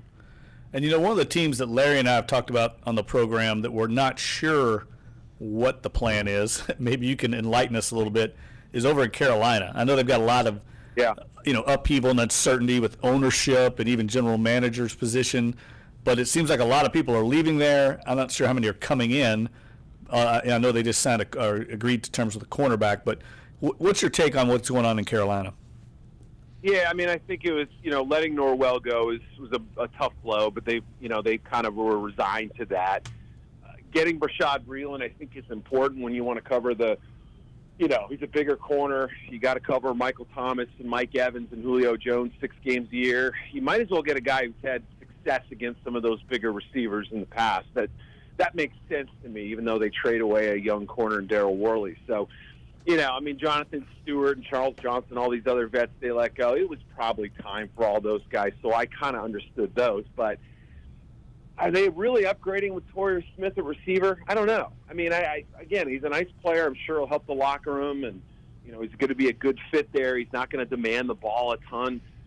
But like you guys, I'm a little bit curious about the big picture. I can't quite see what's happening right now. Obviously, we'll have to wait for everything to kind of fill in. But it's a team that seems like it has a window now where they can win some games. But it almost feels like they're taking a small step back this season. Eric Edholm, Pro Football Weekly, covers the NFL for Pro Football Weekly. Must follow on Twitter at Eric_Edholm. Hey, Eric, appreciate the time. I know how busy you are. Appreciate it as always, my friend. All right, fellas. Talk to you real soon. Thanks. All right. Thanks, Eric Edholm. Must follow on Twitter at Eric_Edholm. And I'm with you. I'm wondering just what's the plan in Carolina. We saw Norwell go, Star Lotulelei. They brought in Breeland as their corner. He's replacing Worley, basically. They got Bradbury as their number one corner. Right. But Jonathan Stewart looks like he's going to be going to the Giants. You knew they were going to unload him anyway. Yeah. But it just seems like, I know last year they were 11-5, but I'm waiting for them to kind of take a little bit of a dip again. I constantly count them out, and they constantly prove me wrong. I keep waiting for the shoe to drop, and this may be the year. I don't know. I mean, I thought the move a year ago to trade Kelvin Benjamin was actually, I could understand that because I think Benjamin was a little overrated, wasn't the same player he was early in his career. And they went for a younger group, but they need receivers. They need threats on the perimeter. They lose Norwell. Who's going to be the replacement for him? Their offensive line had finally kind of gotten good, and then they lose one of their best players. So I'm not sure what's going on there, and I don't think there's a lot of direction. No. GM upheaval through all this last couple of months, and like you said, the ownership. And, you know who else has been quiet? Atlanta's been pretty very quiet. I haven't heard or written or seen anything. No, I mean, we keep hearing rumors that Dan Quinn would want to bring in some of these Seattle players if they hit the market, but I haven't seen anything materialize. Nope, no Michael Bennett, no Richard Sherman. Maybe, what if they trade for Earl Thomas? I don't know, but I feel like they're in good shape at safety with Keanu Neal, and I forget who the other I think they're taking a very similar approach to what the Saints are doing, letting the market settle, and then they'll make their targeted moves. I'm curious to see, and the moves that we've seen out of Tampa, we've seen the big extension from Mike Evans, and then who else did they? Oh, they re-signed Cameron Brate to a significant contract.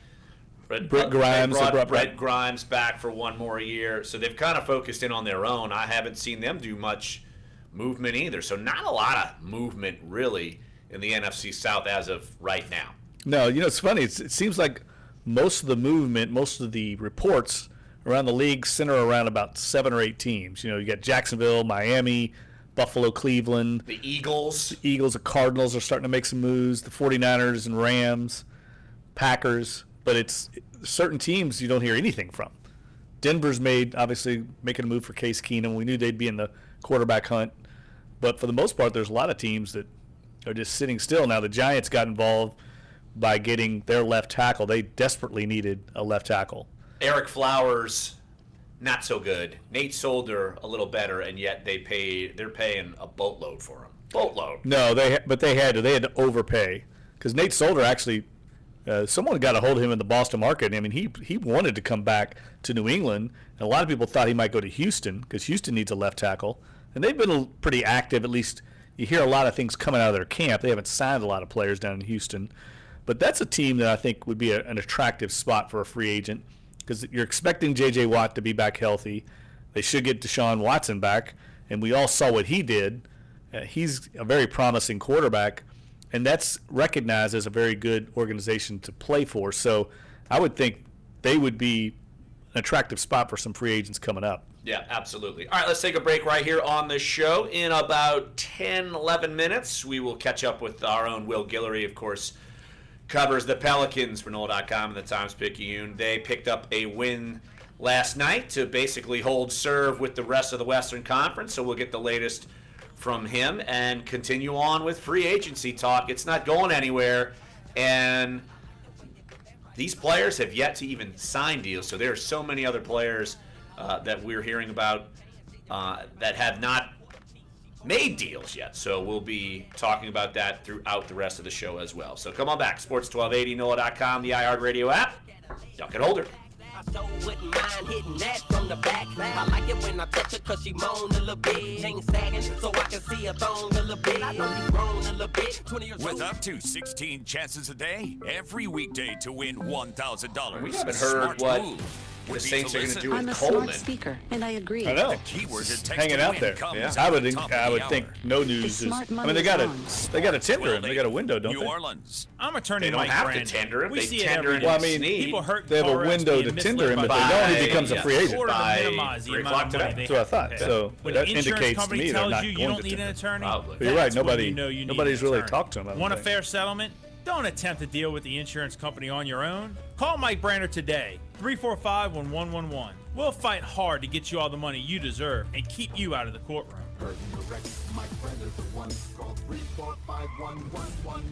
This is Smart Hacks for your smart speakers. I'm Stacey Walter. Did you know that Alexa will read bedtime stories to your child? Yeah, just say, Alexa, tell bedtime story to Billy, and you can both sit back until one of you falls asleep. Once upon a time. Alexa also connects you to your favorite live radio stations with iHeartRadio. Tell Alexa to play your favorite iHeartRadio station like this. Alexa, play iHeart 80s. Playing iHeart 80s on iHeartRadio. iHeartRadio has all your favorite music and radio on your smart speaker. This has been Smart Hacks for your smart speakers. 2 minutes. ER visits for children with allergies are on the rise. That's according to a new study by Something Blue tells Cross me my Blue next Shield. mock I'm It gonna showed have a ER visits tight for end a little higher. anaphylaxis by You don't say. You don't say now. From 2010 Oh yeah, I'm to actually doing mine right now, and I Nearly think I might half put of that those Penn State severe guy number one. reactions were from foods, especially Just 'cause he might, peanuts, tree nuts, and he's already seeds. moved up. President Yeah. Trump's That was a cancer little panel ambitious. is out with a report pointing to exciting new treatments, but Well, that cancer Hayden drug Hurst, costs like, I don't know who to- apparently are which a one big to believe. problem. I like that guy. Yeah, because he's a good overall guy. Hey, we got David in Vegas. Okay. For treating their individual form of cancer. Dr. Gary Gilliland, a member I'm of the going to try and panel, bring back heads a the Fred bobblehead from Hutchinson London, Cancer like a Research soccer Center bobblehead. in Did I tell you Seattle. my buddy? The panel recommends You'd like that. You'd appreciate value-based this. pricing for So cancer I was talking to have a drugs, friend that sold stimulating a big Saints fan. He competition came in to like drug that tweet up markets, thing we and did. more Remember we did that investments in thing over in biomedical London? research. Yeah. Ended up Health taking us out to Update, dinner, Sarah me and Jim McKessler, Henderson, and like Cats and NBC News Scenes. Radio. And he's like a Here's today's tax tip. kind of a You may hedge fund still investor guy. I qualify think he's for got the like a lot charitable of jack. donations tax deduction And, without a receipt. he's a really cool But dude. experts say Anyway, it's wise long to story keep short, records of any kind. told him I was coming Chief over there Tax to Officer see if for we wanted to get a Jackson beer. Bureau Tax Service Mark Stever he said, "Hey, says you're going to be over any kind Thursday of night. I got an documentation extra can ticket protect to you in the event of an Arsenal audit. AC You do Milan." need to have some documentation. It's not For always free. the same. It depends on the asset. I'm not gonna be there. But that's to protect you from an audit, and it's also to protect How great would that have been? your tax practitioner. You know, they want to have good League. records as well to keep you Europa safe. League round of Taxpayers 16. can only include cash Giddy up, donations of folks. AC Milan. $50 Giddy without up, a receipt, folks. but the IRS may still Would've been require huge. proof of the donation 20 seconds. or payroll deduction You'll see. record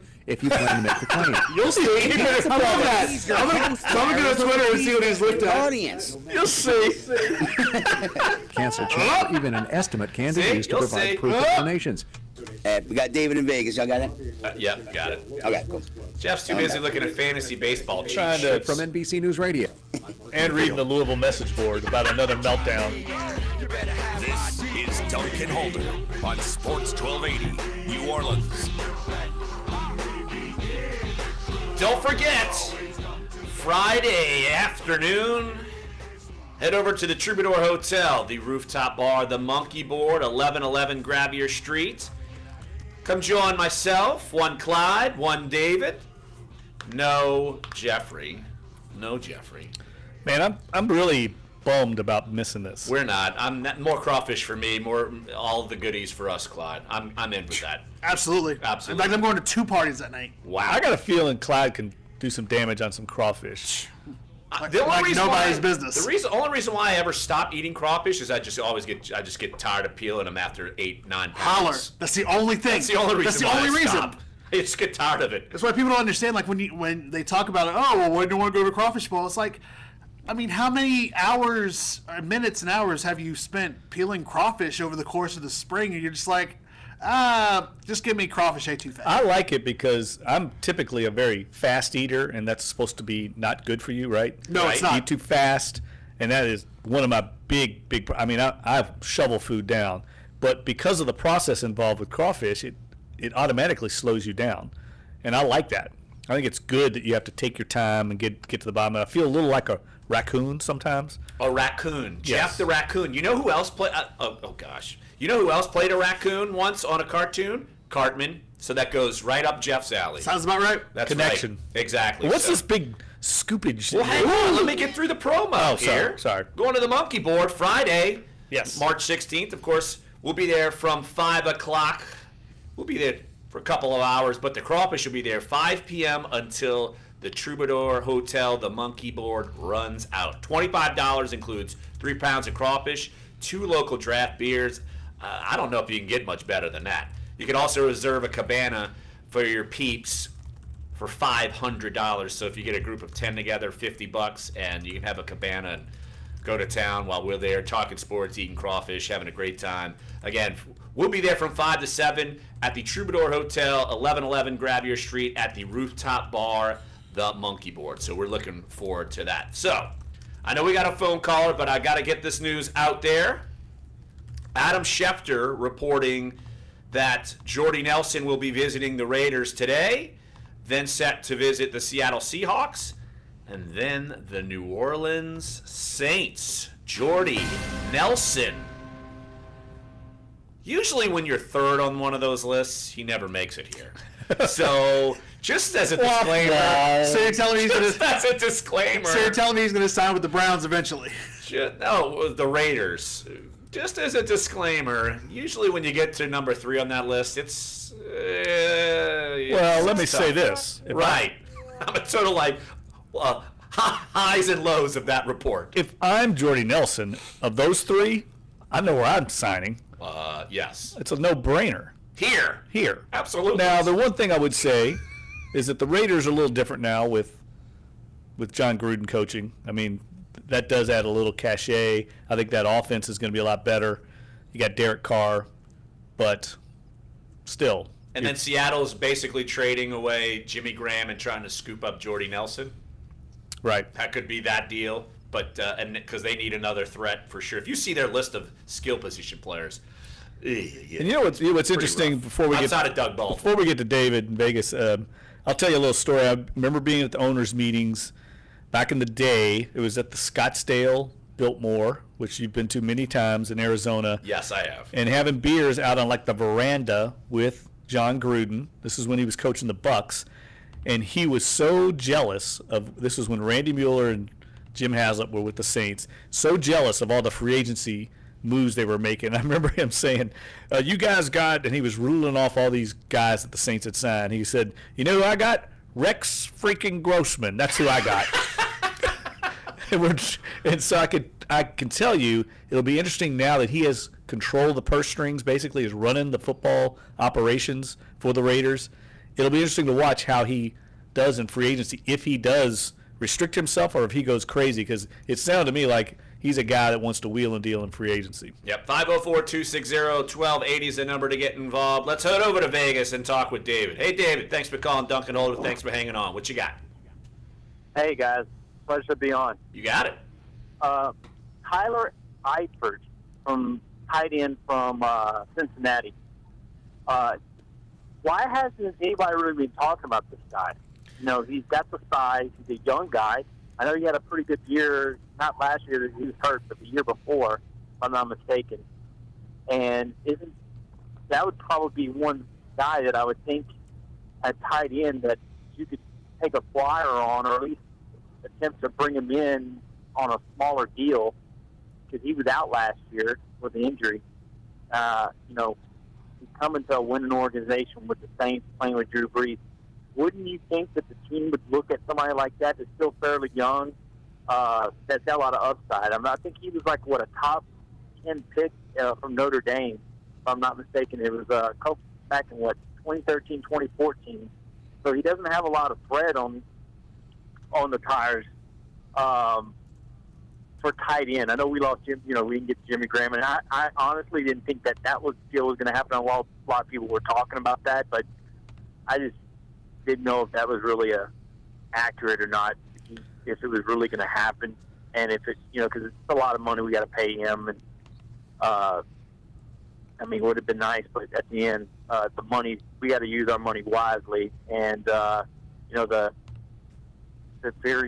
Superior, whatever his name, Jenkins. Austin Safarian Jenkins. Yeah. Now, that guy's a young guy as well. Still got a lot of upside. Now, it sounds like the market for him is starting to rise. So I don't know if we want to, overpay for somebody like that. He's still got some question marks, in my opinion. I know he's gotten better and he's some off-field stuff. But, Tyler Eifert may be a guy that we could look at. And then there's probably a handful of other teams that may be looking at trading their tight ends. So I think that those would be some options. As far as Mo Wilkerson, I mean, wasn't hot on the idea of bringing him in. He signed.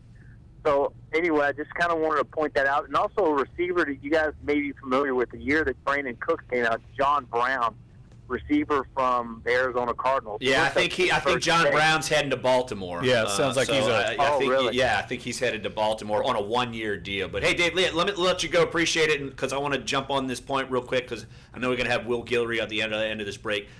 The reason why Tyler Eifert, it might not seem like he has a lot of tread on his tires, because he hasn't played very much. He's played a total of 10 games the last 2 years. He played 2 last year. He is a big-time injury concern. That's why you haven't heard a lot on the market on Tyler Eifert. Because, look, in 2015, he caught 13 touchdowns. And like I said, the last 2 years, he's played a total of 10 games. I think the lessons that the Saints learned from, say, Donnell Ellerbe, Jairus Byrd, investments that they made either via trade or free agency, I don't think Sean Payton wants any part of someone with major injury concerns.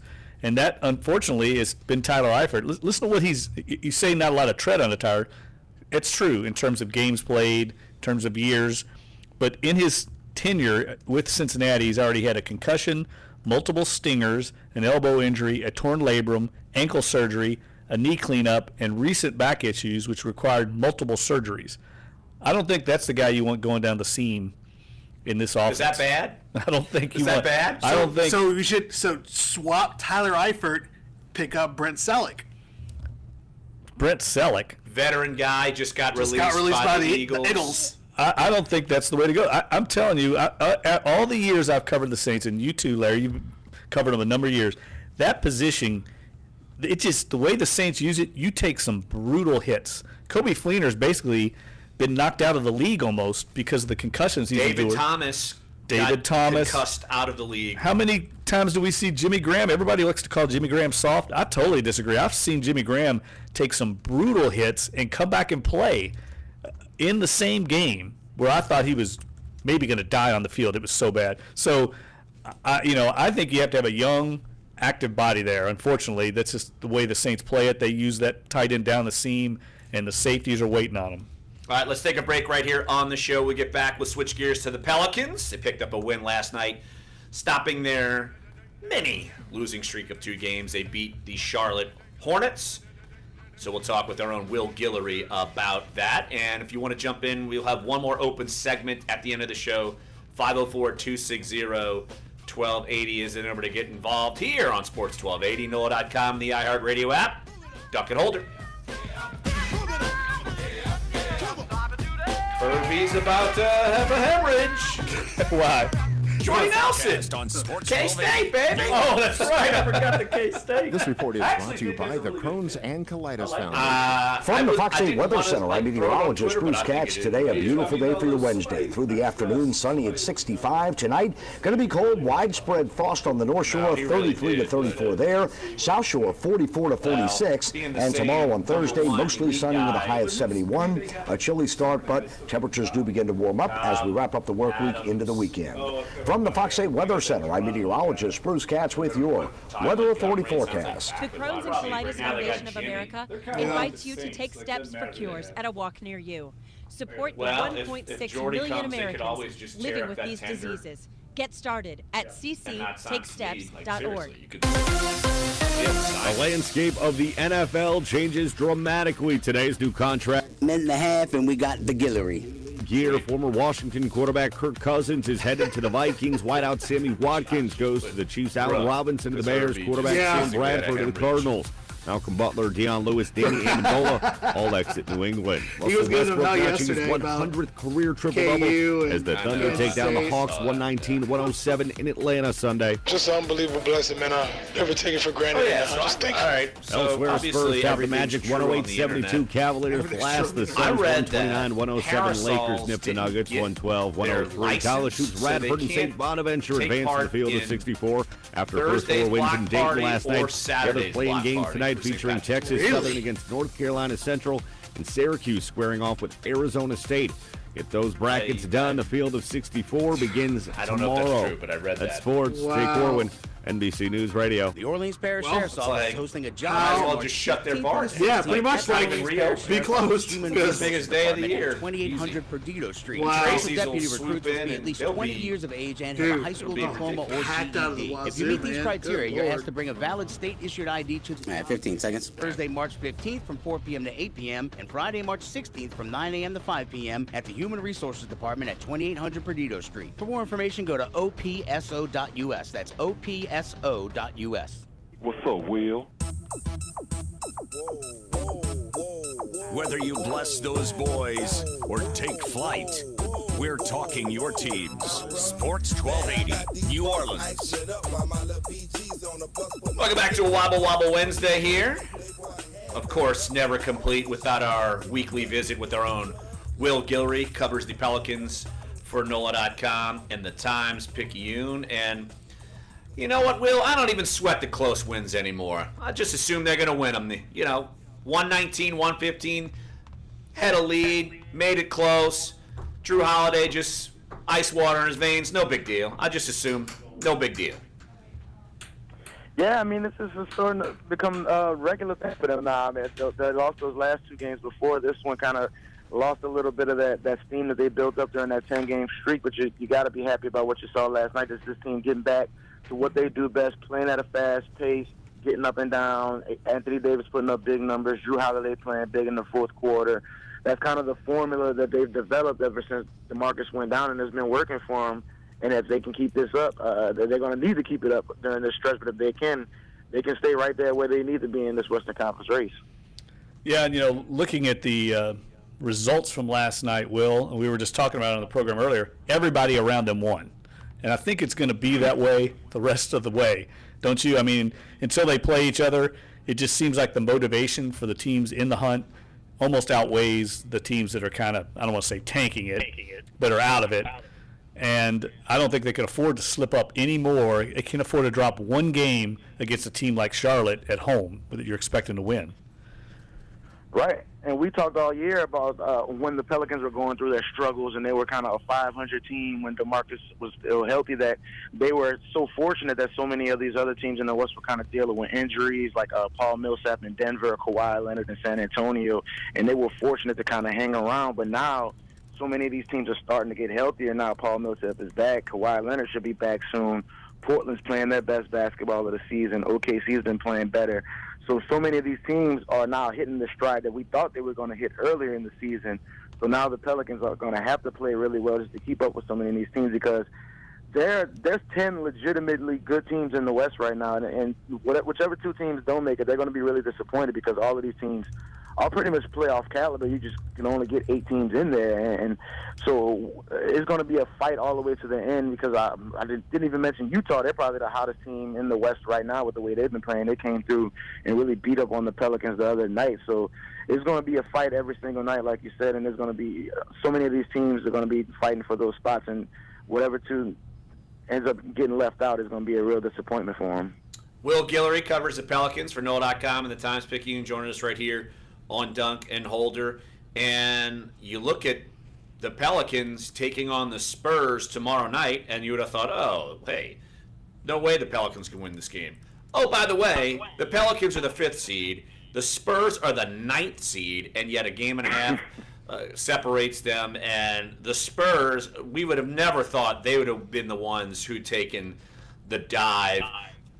Are the Spurs capable enough of pulling this thing back together once Kawhi Leonard gets back on the court? And just kind of let our listeners know what Kawhi Leonard's status should be when they face the Pelicans on Thursday.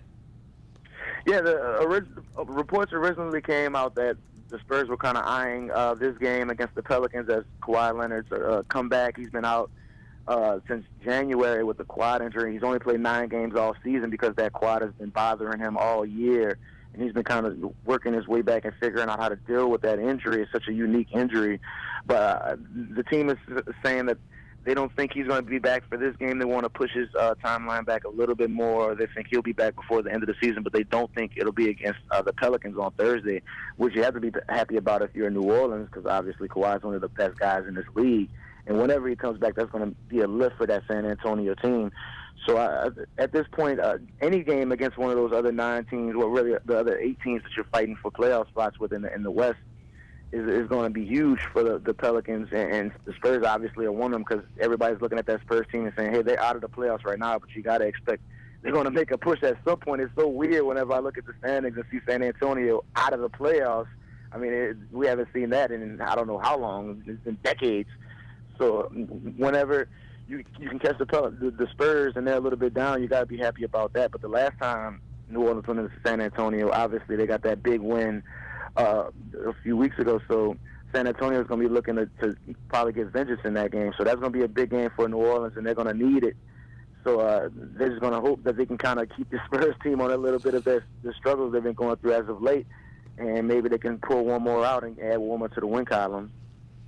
Will, we saw your report today. It doesn't look like Walter Lemon's going to be back. What do you think the thinking is there? Because it seemed like when he did come in and play a little bit in his rotation, he actually contributed when he was coming in. Yeah, for the report came out this morning that they're probably going to bring in Larry Drew II on a 10-day deal. Guy who's spent some time in the G League this year. Pelicans fans might remember he played for the team in the summer league a few years back. He's the son of a long-time assistant in this league, Larry Drew. So I think they're just kind of trying different guys out. I don't think that guard position is one they necessarily view as a big need as of right now, just because Drew Holiday and Rondo and E'Twaun Moore and those guys are playing such big minutes on a night-to-night basis. They just want to have another body over there on the bench. And I don't think Walter Lemon, while he did look at times, I don't think the team was ready to commit to him for the rest of the season after that second 10-day deal expires. The only way you could bring a guy back is by signing him to a deal for the rest of the season. So while they liked what they saw, I don't think they were ready to commit to him for the rest of the season. So they're probably just going to try a bunch of different guys out, see what they like. And, that's something that Del Demps has done in the past, where he just kind of throws a bunch of guards out there, and eventually one of them eventually sticks. That's how he found Ish Smith a few years ago. That's how he found Tim Frazier. So he likes to throw a bunch of different guys out there and see which one of those guys can really work in that system. So I think the next one they're probably going to go with is Larry Drew on a 10-day deal. Will, safe to say Drew Holiday probably playing the best of his career right now? Oh, yeah, absolutely. I think his confidence is sky high right now. His especially in the fourth quarter, I think that's one of the biggest things for him is just having that confidence, especially with DeMarcus out, knowing that teams are going to send 2-3 guys and Anthony Davis on every possession.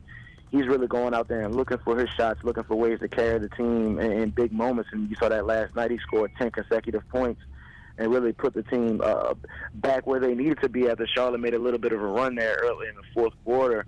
And it's so huge for this team just to have that second option along Anthony Davis. Obviously, AD's been playing at the MVP level, putting up incredible numbers. But you're going to need that second guy, especially at the guard position, that can go get his own shots. And Drew's been doing that in a big way. And obviously, he's also one of the best defenders at the guard position in the league. So just having a guy that's making that big an impact on both sides of the floor, along with AD, who's doing that as well, I think that's really giving an identity to this Pelicans team and giving them a lot of confidence going into this playoff stretch.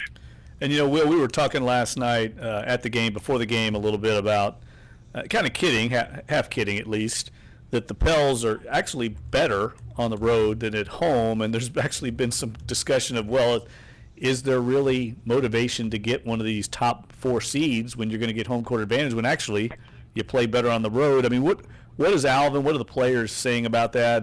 Have you all even asked them about that? Yeah, man, anytime you have an opportunity to go get home court, obviously you want to. Even if, just like you say, they're probably a little bit better on the road at this point, just for the accomplishment standpoint, just to say, hey, we were able to pull that off, getting home court advantage. They haven't done that since the year, I guess CP was second in the MVP way back when. So it's been a really long time since this team has been able to grab home court advantage going into the playoffs. So I think that's something that they really want to do, just to put that up on the mantle is one more thing that they've accomplished. But I do think even if they aren't able to pull that off, they feel a lot of confidence going on the road and playing against a lot of these good teams in the Western Conference. When you have a guy like Anthony Davis, Drew Holiday, veterans like Rajon Rondo, those guys know what it takes to win those big games. Those are what it takes to go into those hostile environments and kind of deal with what you need to deal with when you're playing against some good teams on the road. So I think that they want to get that home court advantage. They feel like they have a really good shot, but it's not necessarily the end of the world if they don't get it. I think they still feel confident that they can win on the road. But the big thing for them is just staying in it because, I mean, if you lose 2 games, you can drop to the 8th seed. If you win 2 games, you can stay at 4 in the West. So it's just getting wins and just staying in it, and wherever they fall at the end of the day. And Will, final question here. They play tomorrow, then they play Saturday, Sunday, Tuesday, Wednesday, Thursday. What a ridiculous stretch, and thanks to the old catch basin plan going awry, they've got to play Indiana. I'm sure it hasn't really been brought up yet, but how much of a concern should it be if you're obviously watching the Pelicans that they've got this ridiculous stretch of games coming up, all compacted? Oh, I think it's a big concern, even if they don't want to admit it. And just like we said with the West, I mean, all it takes is 2 or 3 losses, and you're dropping down at the bottom of the standings. So I think when you're dealing with a stretch like this, and it's not like this team has a ton of depth. They play Anthony Davis, Drew Holiday a ton of minutes on a night-to-night basis. So when you're talking about 5 games in 6 nights, I mean, that's a lot to put on these guys' shoulders in a short period of time. And then you have guys like Rajon Rondo, who knows if he's going to be able to play all of those games. They want to make sure he's healthy going into the playoffs. So maybe if you sit him out one of those games, who knows how that affects everybody else on the roster. If you sit down Emeka Okafor for one of those games, who knows how that affects everybody else on the roster. So it's a big concern just because they need every win they can get. But the one fortunate part about that crazy schedule is just that they get to play a bunch of those, well, pretty much all of those games at home, which will help just not traveling. You know, a big part of the back-to-backs in the NBA is the travel aspect. So the fact that they get to play all those games at home is going to help. But it is going to be a test for this team. It's probably the toughest stretch. Not probably. It's definitely the toughest stretch of the season when you don't have a ton of depth on that bench. And they're going to need all of their big guys to step up and play well. And they're going to need to win those games because after you get through that stretch, there's not a whole lot left on the schedule. So if they come out of that stretch with a bunch of losses, then they might be behind the 8 ball as we head into the final month of the season. Will Guillory, NOLA.com, Times-Picayune, covers the Pelicans. Follow him on Twitter at Will Guillory. Hey, Will, appreciate the time. As always, on your day of the week, your favorite day, Wobble Wobble Wednesday. Thanks, buddy. The best day of the week. I appreciate you guys. That's right. That's only because when we have you on, it makes the day brighter and we learn more things. Oh, gosh. Oh, yes. Thanks, Will. Man. See, that's why Larry's my guy. Yeah. Uh-huh. Exactly. I know how to butter up people. I'm the best at it. Thanks, Will. Appreciate it. Appreciate it, bud. Let's take one more break right here on the show. And there hasn't been any free agent movement in the last 15 minutes. I'm stunned. You also know how to rile up people real good, too. Why? So you have both ends of spectrum. What'd I do this time? Nothing. I'm just saying that, like, you know how to butter up people, but you also know how to... Nothing. Yeah. You also know how to whip people up in a frenzy. I'm sorry, nothing yet. I think we should discuss the potential fit of Jordy Nelson here when we come back, because I think it'd be a good fit. I think Herbie Etiopi might jump through the phone to get on the show. That's the one bad part of the fit. Uh-oh. All right, one more segment here. Woo! Throwing some haymakers here. Final segment coming up. Sports 1280, NOLA.com, the iHeartRadio app. Dunc and Holder. Hop up on top and so jiggy jerking. Slow down for me. You moving too fast. My fingers keep slipping. I'm trying to grip that. You're invited. Perfect timing. That was perfect. Left me hanging there. What did he say? I can't figure it out. Info at WRNO.book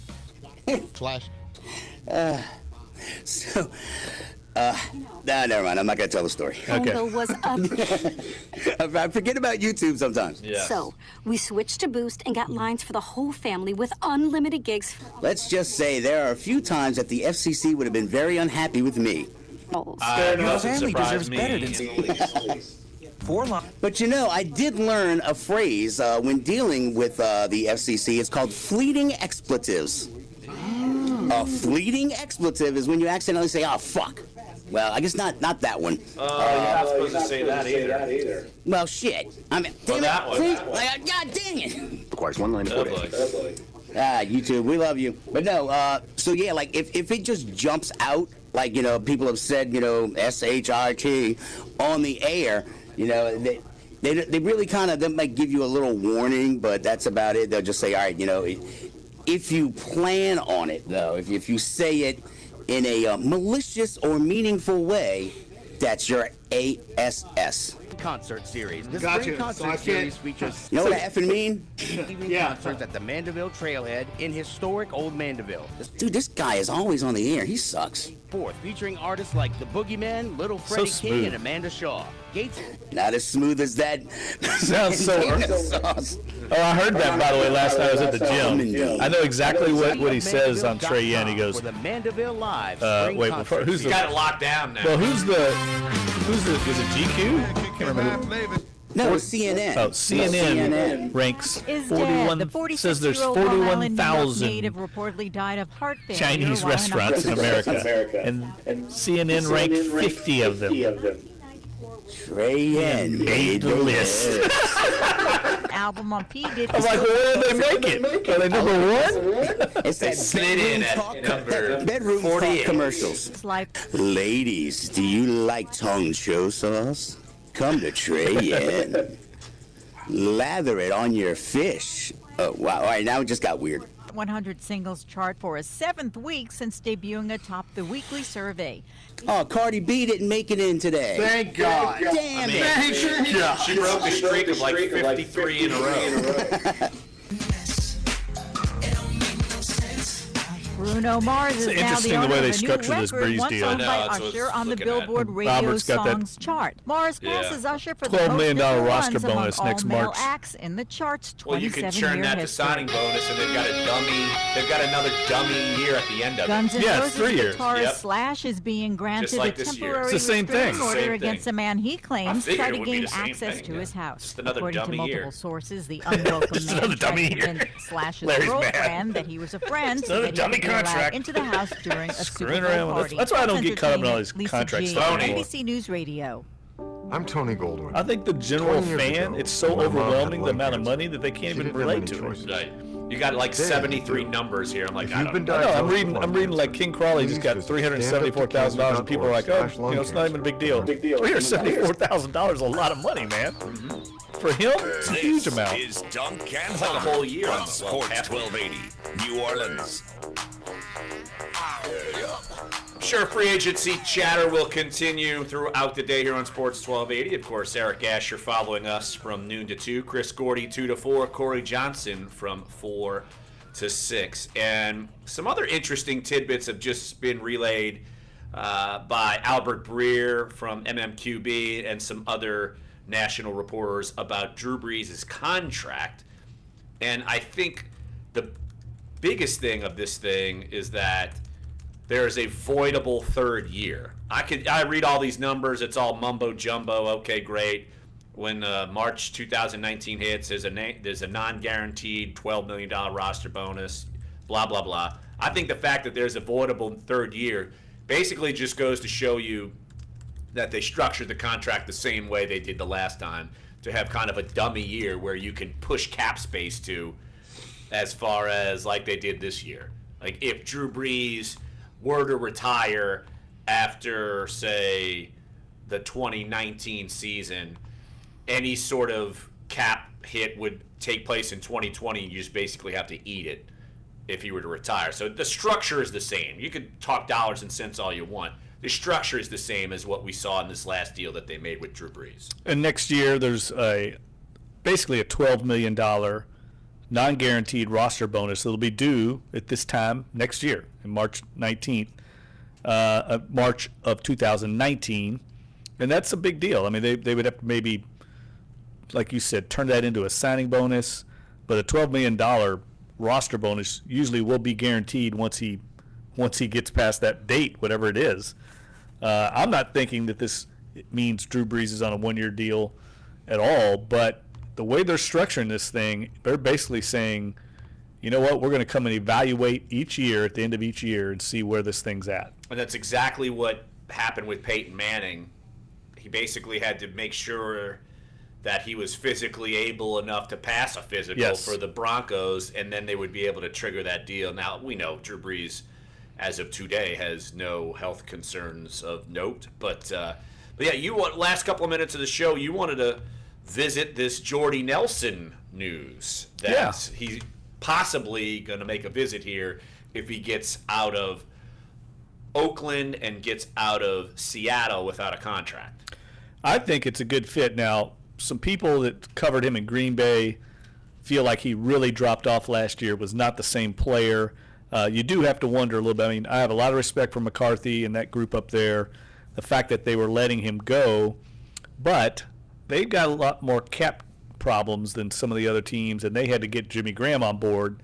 And they probably feel a lot like the Saints in that they can replace receivers pretty easily when you got a Hall of Fame quarterback like Aaron Rodgers.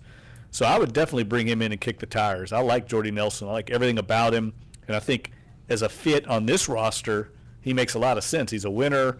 He's got the makeup you want in the locker room. All the things the Saints look for when they bring in a guy, Jordy Nelson has. And he's not going to be asked to be even the number 2 receiver probably. Maybe he competes for number 2.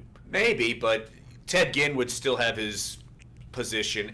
But here's what I'm thinking. Be the slot would guy. happen. I'm wondering, and we touched on this just yapping in the commercial break, or one of the commercial breaks, about Brandon Coleman. We have yet to hear anything on Brandon Coleman as far as are they going to tender him. And as we're getting close to the final literally 3 hours, because that deadline, if the Saints want to tender him, will hit at 3 o'clock Central. It's the same time when free agents from other teams can start signing with other teams. That's the same deadline. So I'm curious to see what happens with Brandon Coleman. We've already seen the reporting that Willie Snead will receive a tender, but if you're the Saints and you want to get Jordy Nelson, and if you want to use Willie Snead's money, you can. It doesn't technically count until he actually signs it. It's not the same as the franchise tag. When someone's tagged, it goes on there. So you could scrap the tender and just move on if you want to. Boy, that would be cutthroat.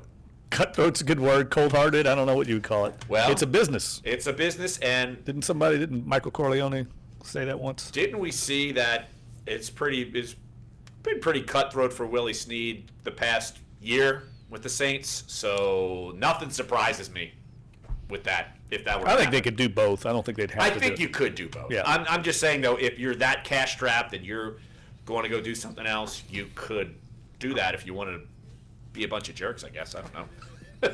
It's a business. Seconds. Let's do it. Yeah. Yep. All right, great show. Want to thank Eric Edholm. Want to thank Will Guillory. Want to thank UNO men's basketball coach Mark Schlesinger. Jeff, you're gone. When am I going to see you again? Flying across the pond tomorrow. Oh, my gosh. Clyde and I are going to have to hold down the fort. fort. Down, and Clyde may never make it back from Stark Vegas because he's going to be following the Nicholas women train. I hope so, because if I don't come back from Starkville, it means something's gone horribly wrong.